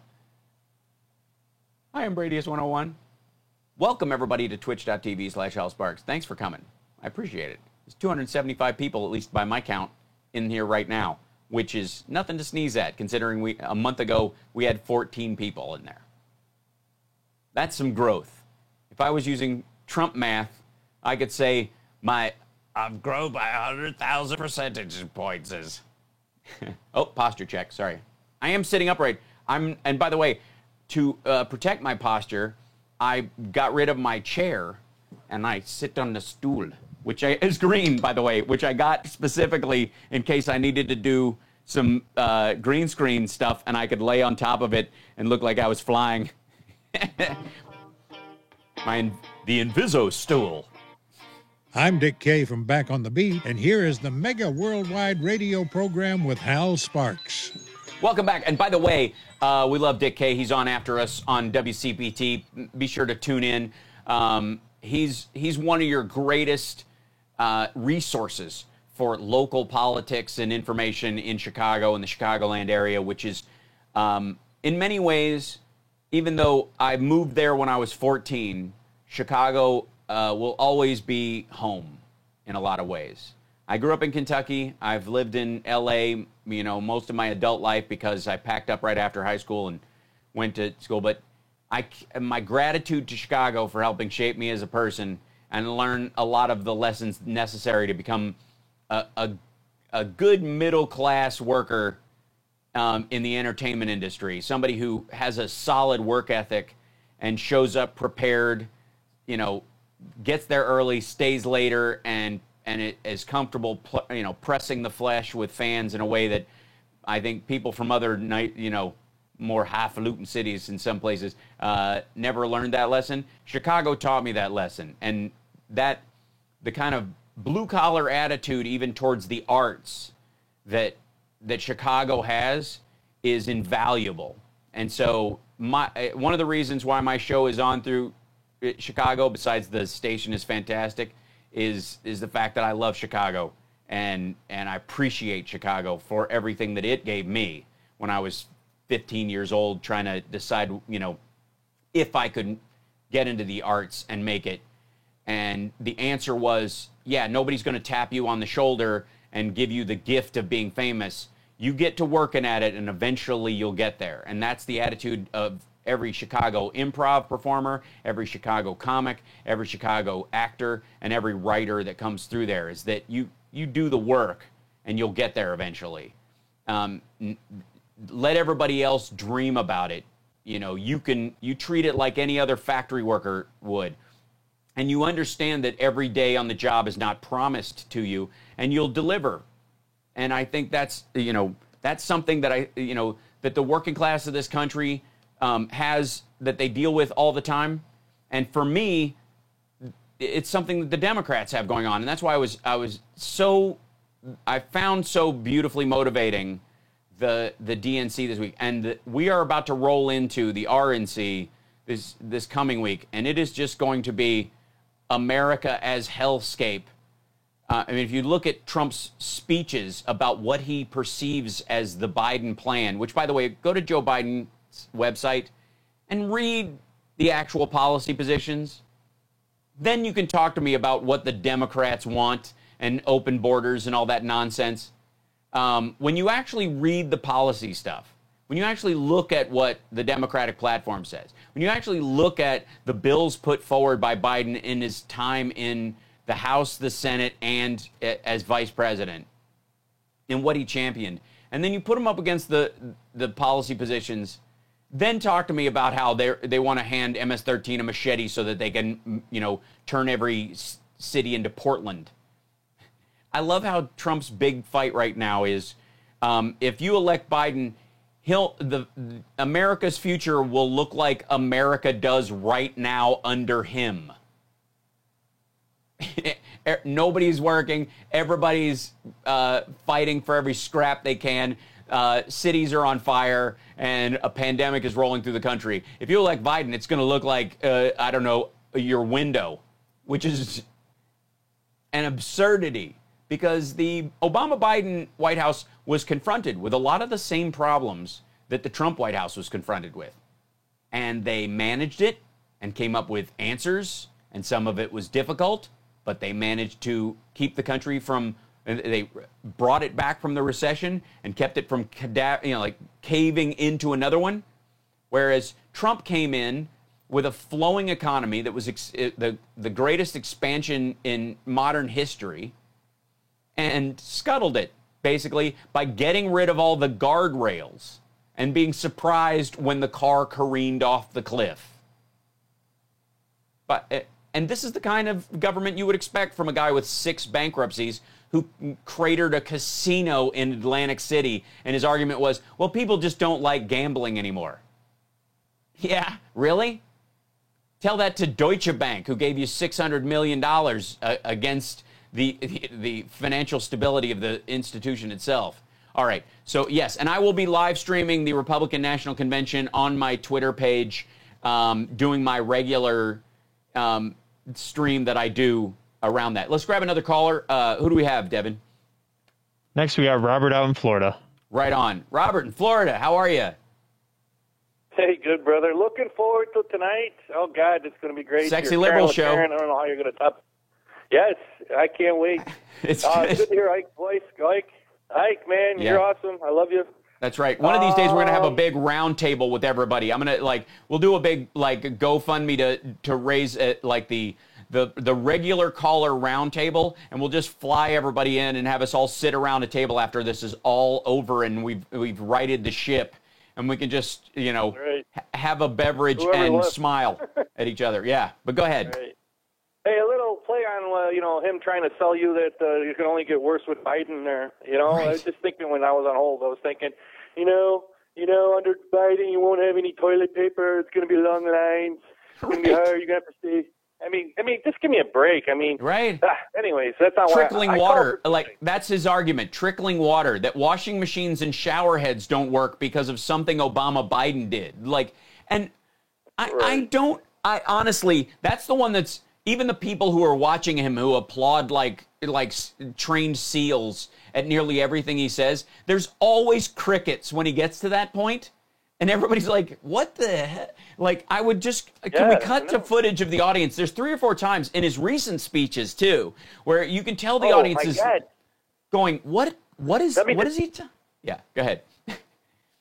He just did that again with Susan B. Anthony. I went to purgatory and I released her from there. She's going to now ascend to heaven because Right. he's trying to tell the American public that he realizes he's bad with suburban women and he's got a problem with voting. So what does he do? He puts who do I know that had voting problems? Oh, that woman there. And so he out of the blue. And the people behind him were laughing at him. Did you see Yes. that? I mean, Yes. the girls behind him, they thought it was a joke. They thought he was kidding. No, he's serious. He's serious. Ooh. Then And for the record, then by the way, funny real quick, the thing about Susan B. Anthony going to jail is that she wouldn't want to be pardoned for it. The point was that she was breaking the jaw. She went to jail for a reason. Yes. Right. That's part of the record. Like, you do not understand. She went down in history as someone who went to jail for this. Don't pardon me for doing that. I meant to do that. What are you talking about? The Susan B. Anthony House, with the nonprofit, which I called because I'm from Rochester and I know a lot about Susan B. Anthony. Right. And the woman was amazing. Yes. And so I called this nonprofit. I go, you guys getting on media all over the place. She said, you can't believe how many people are in the front yard just trying to videotape this. Trying to do their little cameo in front of the house. Oh, but she couldn't make they can't make an opinion either way because they're a not-for-profit or whatever. Whatever. So anyways, I've actually called for two things. The first thing I'll say real fast, real quick, the convention was a home run. It was perfect, but that's the way it's always got to be from now on. Yes. And I'll tell you why, pal. You got the media from 12 different networks, all with cameramen who are bored off their ass, and they're going to start finding dead seats in the top left corner. They're going to zero in on the lady chewing gum. They're going to find the old guy sleeping, and that's going to be the message, Mm-hmm. Or with our Democratic Party that we got people not always on the same page, and if they're at the front door protesting, how easy would it be to infiltrate that group? And make them out to be crazies, have a heavy-handed cop crack them over the head, and now we got another Chicago 68 over there. That's right. So this is a good thing the way they did it. I agree. Now, one last thing I want to talk about. Rest in peace, Robert Trump, right? Mm-hmm. But how many of you people watching that on TV, the pictures, either on the internet of him standing next to his brother, and you're saying, Donald just lost his body double. He was thinking, this is the guy I'm going to use. When I got to get out of here real fast, I'll throw him in the limo, we'll blow it up, they'll think it's me. Oh, good Lord. He threw his own brother in a limo. Well, the weird thing about, I know, it's a solid joke. I hear where you're coming from. But I will say this, that I almost gave Trump a bit of a pass yesterday during his second speech of the day, on the same day as his brother's funeral, that he, was a little muted in his energy, that maybe, just maybe, that that the feelings of his brother passing actually took root in him. But if you listen to the speech, and he came, he opened his speech at this conservative group's thing with, my brother Robert would want me to be here. Well, no, I don't think so. And I also think that if he had not spoken there, which he basically said the same thing, I mean, you could have played a tape from the day before, and he said exactly, there is nothing new from this. The sales point is what it is, and it's locked through. Even when his own campaign tries to steady him and get him back on track, he still goes into, masks, if you like them, do them. That's what he literally said. If you like them, do them. It's, the best words. But the idea, I was like, maybe, just maybe it's just the emotion of his brother passing that, because humanity has a tendency to creep in on some people. But in all honesty, I don't think so. And watching his speech line up, I can't tell that it just looks like the late in the day speeches where he's just bored of his own message. And every single time, and we still don't know what Robert Trump passed from. I'm not aware of it if they've said so, which makes everybody just believe it was COVID related. Otherwise, they would simply say. They talk about Fred dying of alcohol related heart trouble like it's a bumper sticker. It's the weirdest thing. Which is again a point of family embarrassment to some degree, or at least frankness.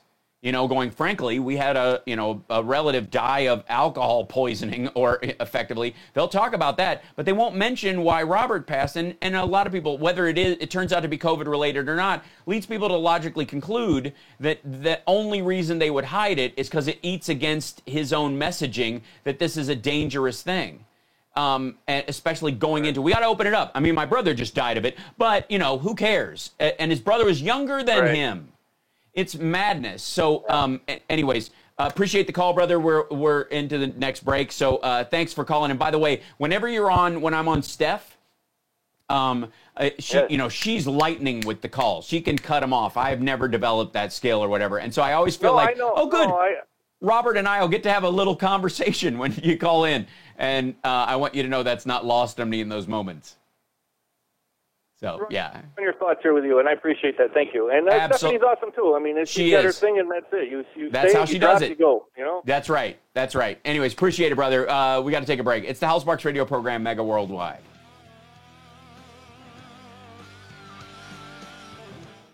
It was a brain bleed, Arlene?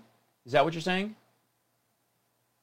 Again, well, then that just relates to all the stuff about...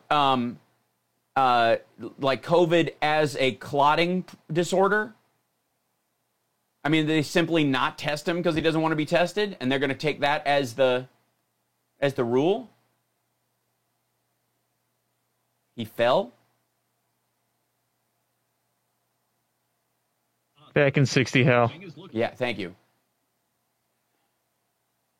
Hal, wasn't Robert considered to be the nice Trump? No, not particularly. He was the voice of the family to some degree, but he was 100% behind what Trump's trying to do.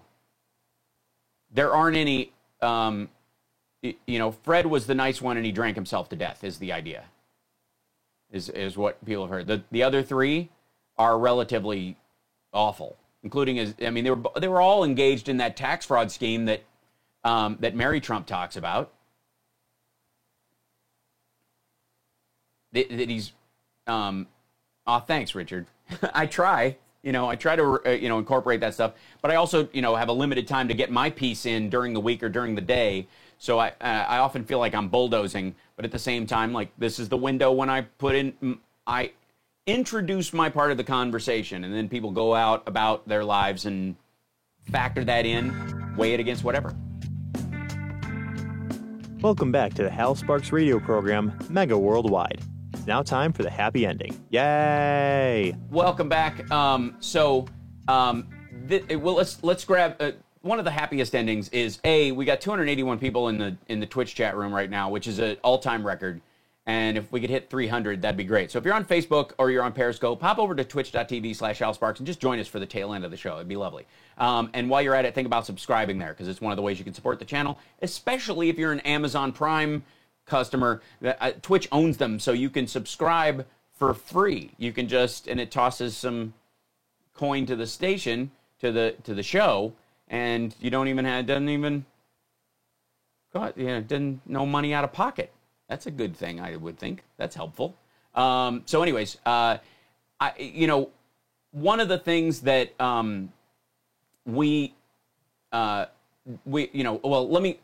one of the best things about this is that we have a bunch of callers. So let me finish out the show, just getting to our callers that we have on the line, because we got a bunch, and jump in there and say what you say your piece as quickly as possible, so we can get as many people in as we can. Who do we have next, Evan? Next, we got Roosevelt out in Midway. Excellent. Hey, Roosevelt. Well, thank you for taking my call, my friend. Absolutely. How you doing today? I'm good. I'm solid. I'm a little tired, but I'll be all right. Go ahead. I'm going to be super brief. As far as Steve Bannon, isn't that the topic is the related crimes? Isn't that similar to what Trump did in the state of New York, as far as taking in money and using it for his own private purposes? And isn't it the same thing that Wayne LaPierre did?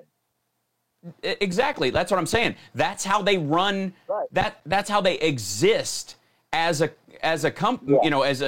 ruling party. The Republicans do this. They think this is part of the spoils of winning the political war, is that you get to loot the coffers. None of them want to function in government to start with. So why would they want tax dollars to go where they're supposed to?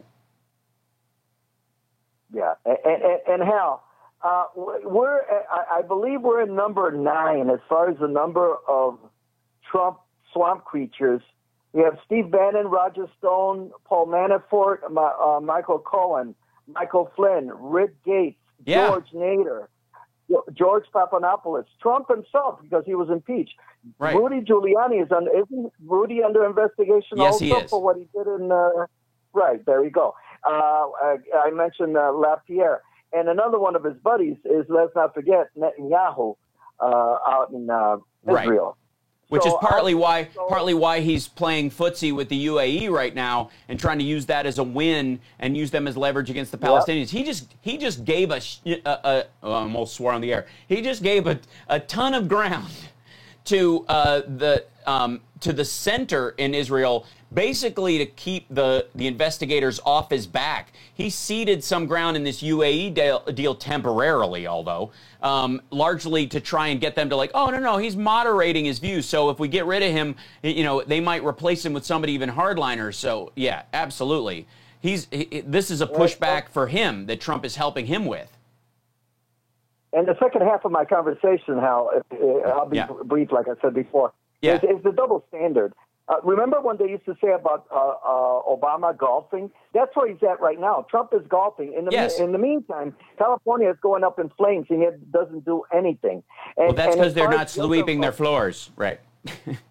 Yeah, and as far as guilt by association, remember Reverend Wright and all the blew up, their heads blew up and everything, and not a mention that this man doesn't help any state that doesn't have in other words, his supporters. If the governor of a state doesn't kiss his ass, you didn't get any PPE in the beginning when there was limited supply. So before New York or any of these, or Michigan or California could band together and start supplying each other with stuff, which is what they are doing now.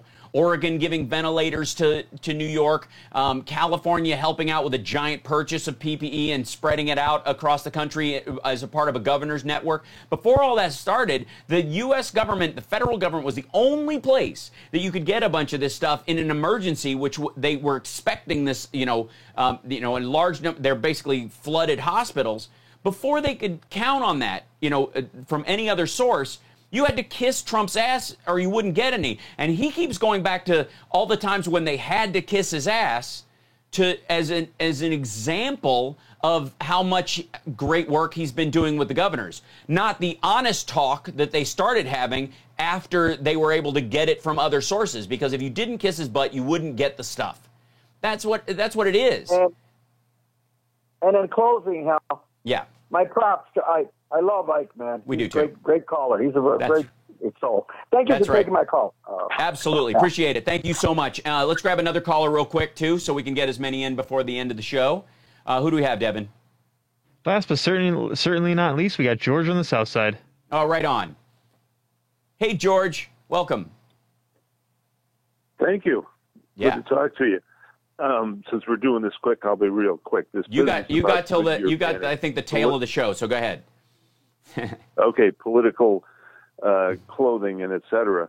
This isn't a new issue.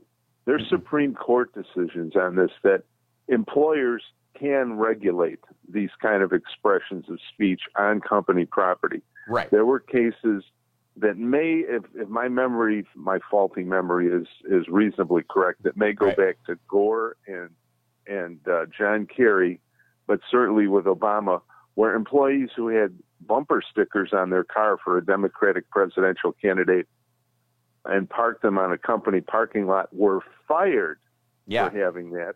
And they went to court to get their jobs back, and they were told, sorry, the employer has the right to regulate political speech on his property. And this is...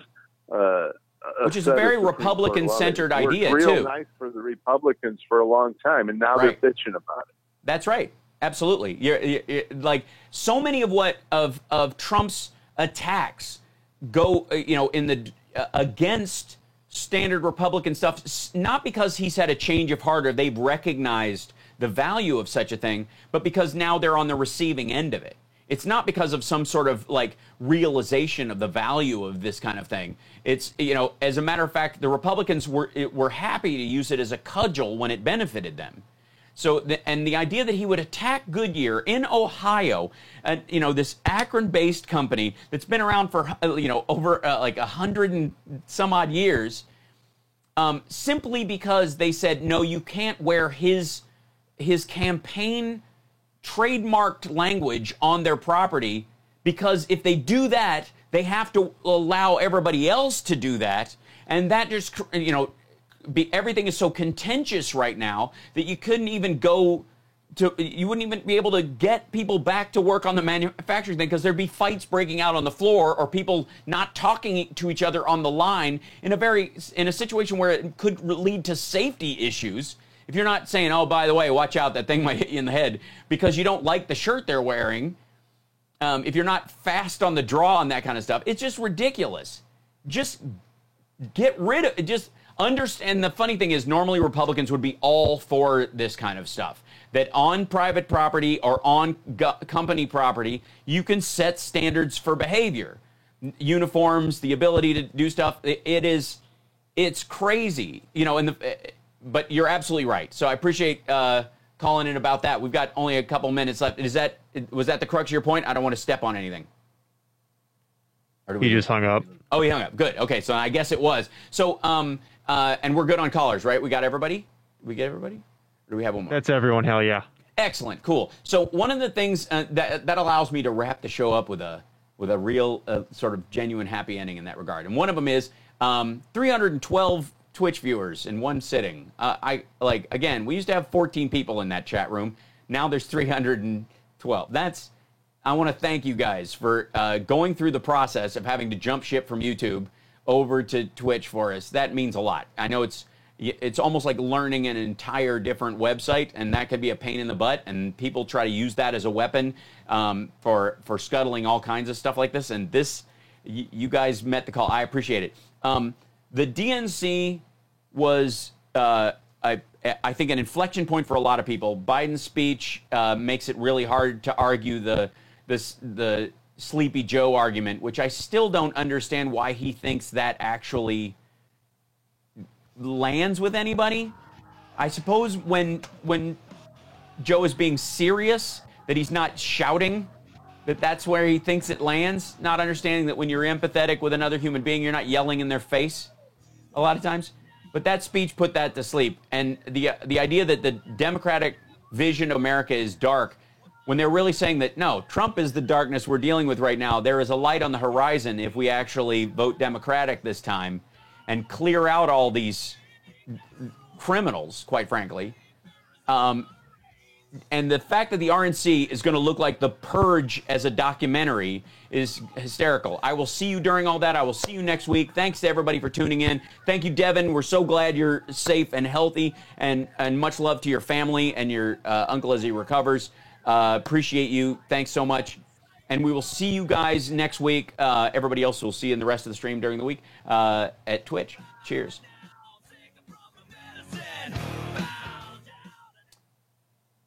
All right, Hal. See you next week. Thank you so much. Appreciate it.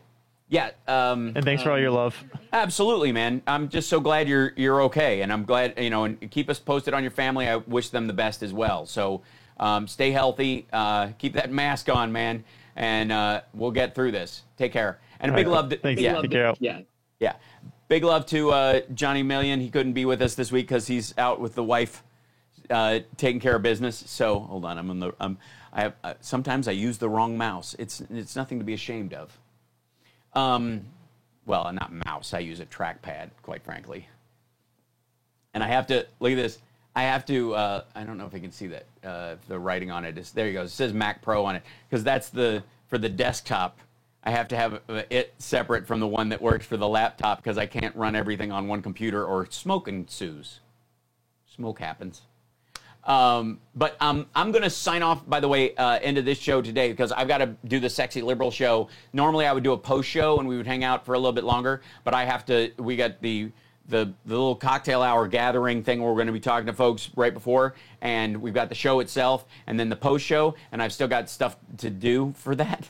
So, bless you guys. I'm going to sign off at this point, and I appreciate you jumping over. Sorry that we weren't up on Facebook, not because I didn't put us up on Facebook, because according to Restream, I am streaming to Facebook, but the signal never went through to the Facebook page. So that's something I'm going to have to troubleshoot later on.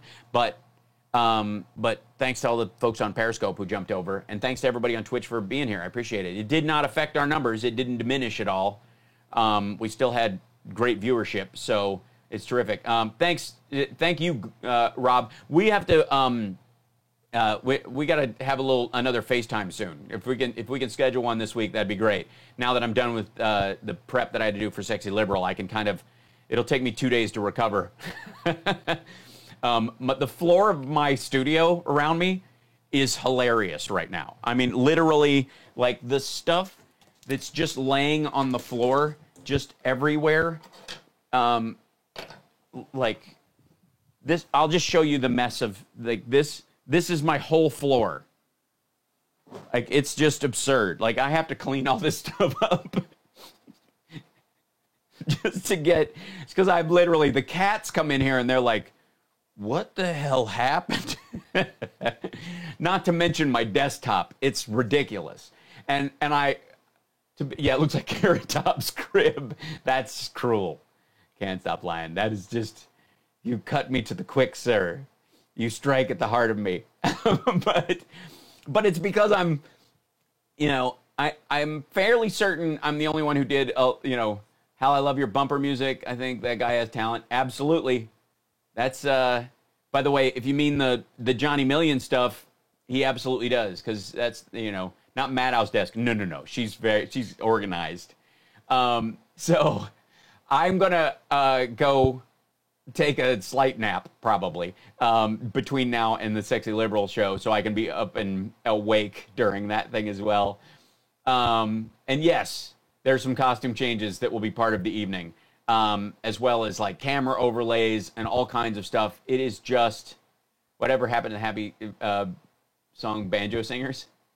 Love them. Well, I have to change it up every time. I don't want to just go to the regular thing. So I'll have cats available during the post show tonight. Remember how I told you our place looked like the last scene from Raiders of the Lost Ark week after we moved? Now you're starting to get the same experience. Absolutely. I mean, but this is me just working.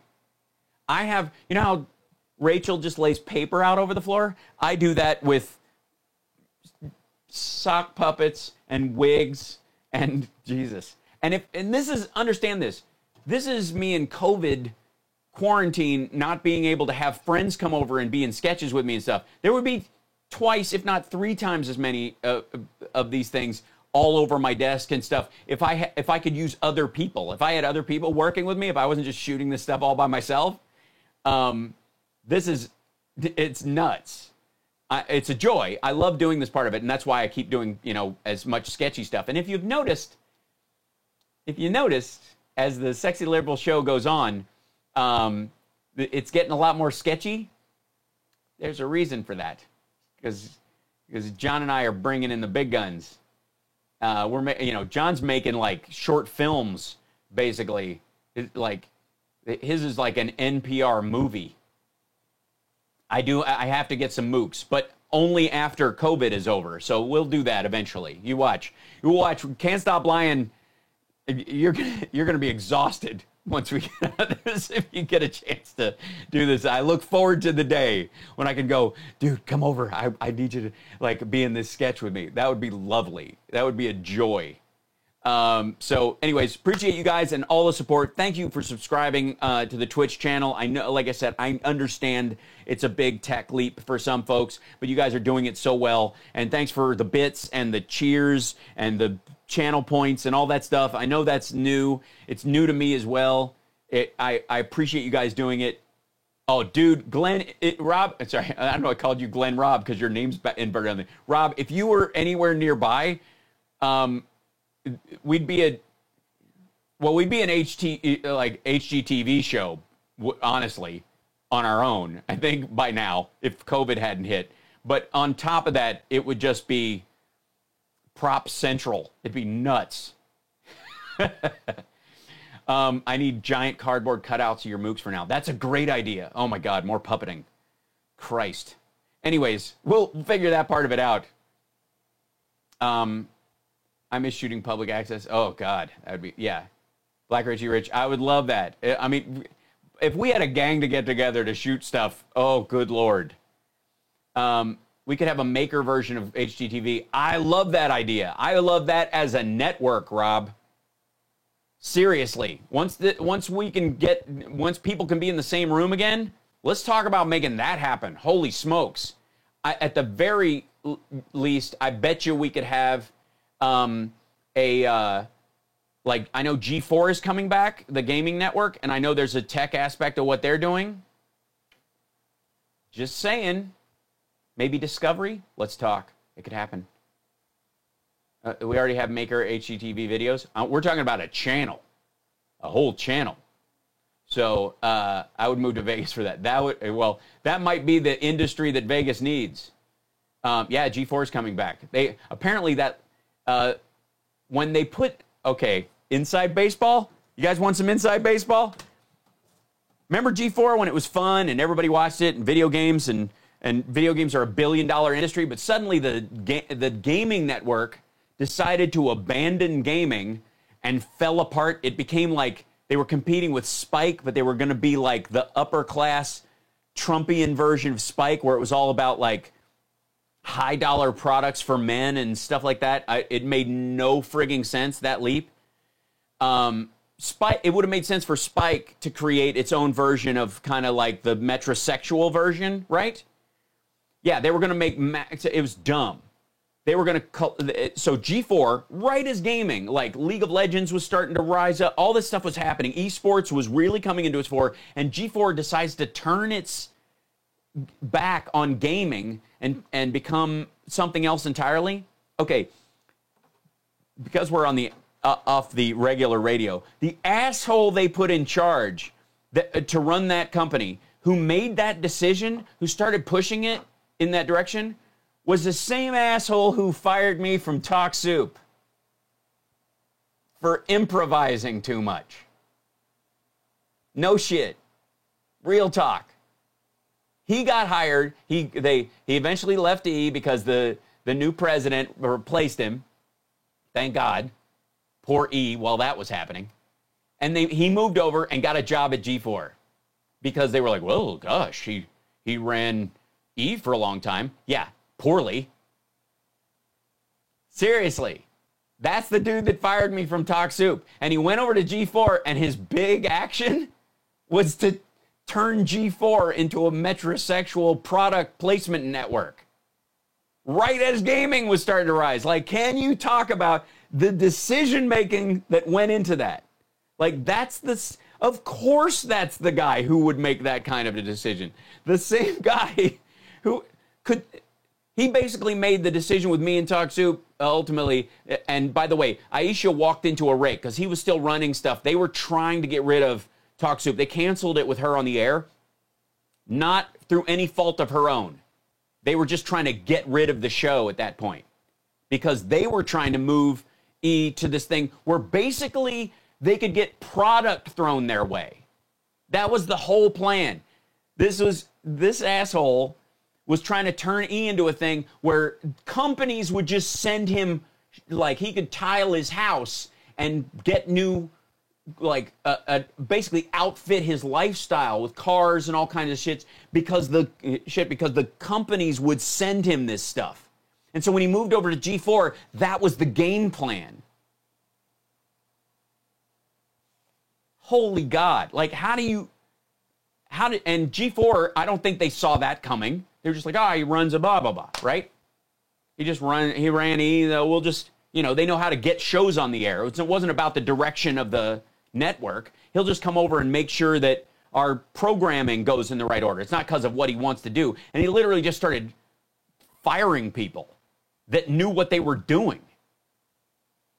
Like, It was ridiculous. The G4 was completely scuttled by this asshole. So, the irony, and that G4 is coming back, I think, is a lovely thing. And that you know what it's going to do? It's going to pick up where it left off before this jerk moved in and ruined it. After we get rid of Trump, you should do a mock Trump talk soup. Glad to. Let's be abundantly clear. Once Trump is gone, I'm more than happy to turn this daily stream that I do, into a live talk soup where I pull clips and make jokes and we all have a great time. And you can watch it either live or later because it's not crucial political news, on top of it. It's just enjoyable to watch. Oh, God, wouldn't that be lovely? Glad to do it. All the more reason, Biden 2020, so we can all get back to caring about shit we actually care about, so we're not just plugging holes in the lifeboat that this asshole is drilling every day. It would be awesome. We're going to do this. So, yeah. And if you don't think I can't bring the level of, comedy and research that I bring to this Trump nonsense to everything else I do, then you've been missing my stand-up. Because I don't need this asshole to be funny. I got plenty of stuff to talk about that's just as important in the real thread of our lives. So please let us convert into Sparks soup or something. Mock soup is a great idea. So anyways, I appreciate you guys. I gotta go. I gotta get some rest before we do the show tonight. But I love you guys for sticking around, and I appreciate you guys making the jump. And like I said, I know it's aggravating and weird, but it speaks to the organic nature of what you guys want to talk about and what I want to talk about meshing so well that you guys were willing to make that jump with me. And people on other shows don't get this kind of thing. They don't have this kind of chat, this kind of group, because they pay for them. And if they jump from one source to another, it would just collapse. So thank you to our patrons. I appreciate you guys. And thank you to everybody who's subscribed at Twitch. And I think we had a nicer show today just because Facebook wasn't in there with us. But it's helped grow the channel. So I'll get that fixed. And I'll post this to YouTube a little bit later today. And anyways, all right, cheers. All right, I'm gonna just stick around if I do this. I gotta go. I gotta get back to, oh God, so much stuff. I could hang out with you guys all day.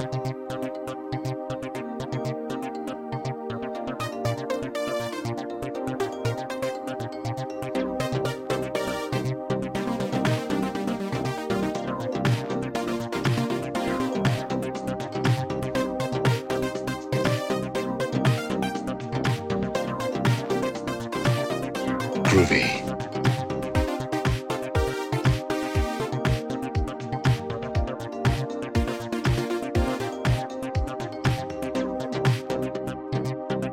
Looks like I picked the wrong week to quit amphetamines.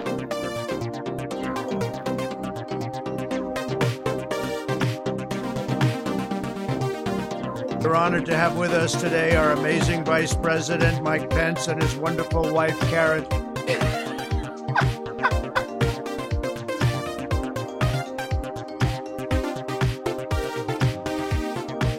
Man, I'm tired of being right. People coming over with bags of soup, big bags of soup. Just looking around here, I can tell you're a genuinely dirty person.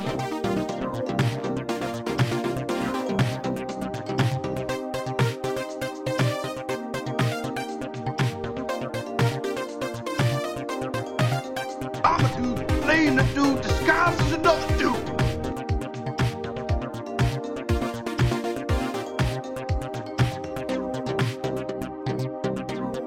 What do you say we cut the chit-chat?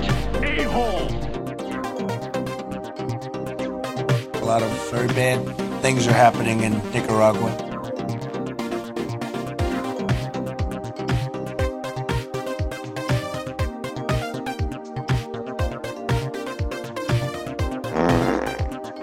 If you get it in order, You get extra points.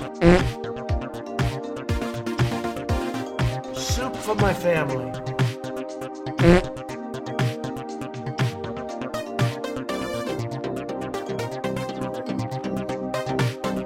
It's not Irish. It's not English. Oh, yeah. Fair, the Welshman can't just for the horses, you know. It's just, well, it's just pikey.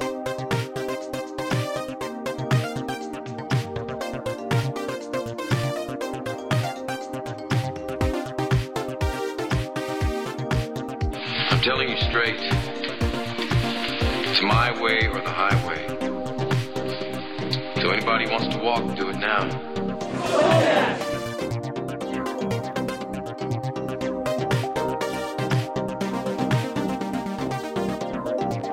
Let me put it this way, Mr. Raymer.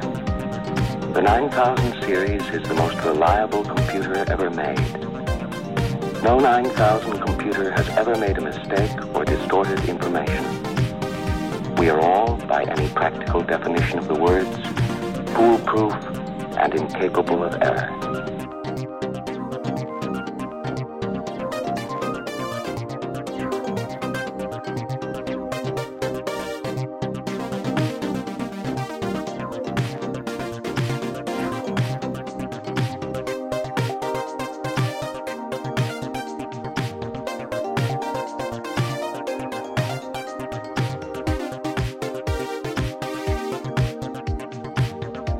You lied to me!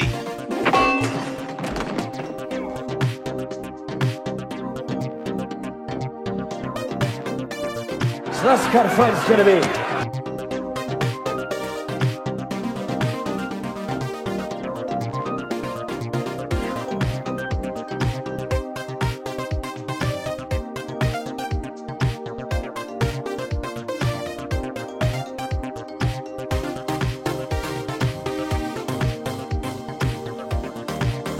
I was thinking of the immortal words of Socrates, who said, Did have shade.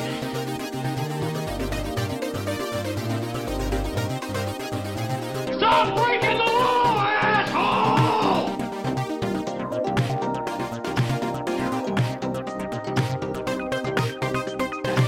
I'd like to kick his ass just for once.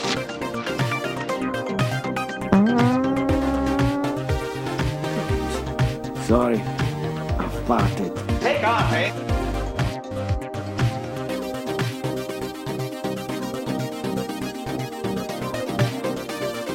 Groovy.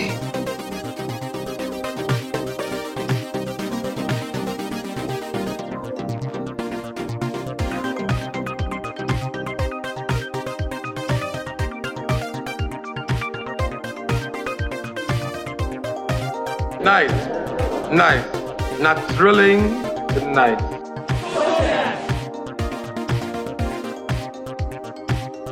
He's you real nice. If I didn't have puke breath, I'd kiss you.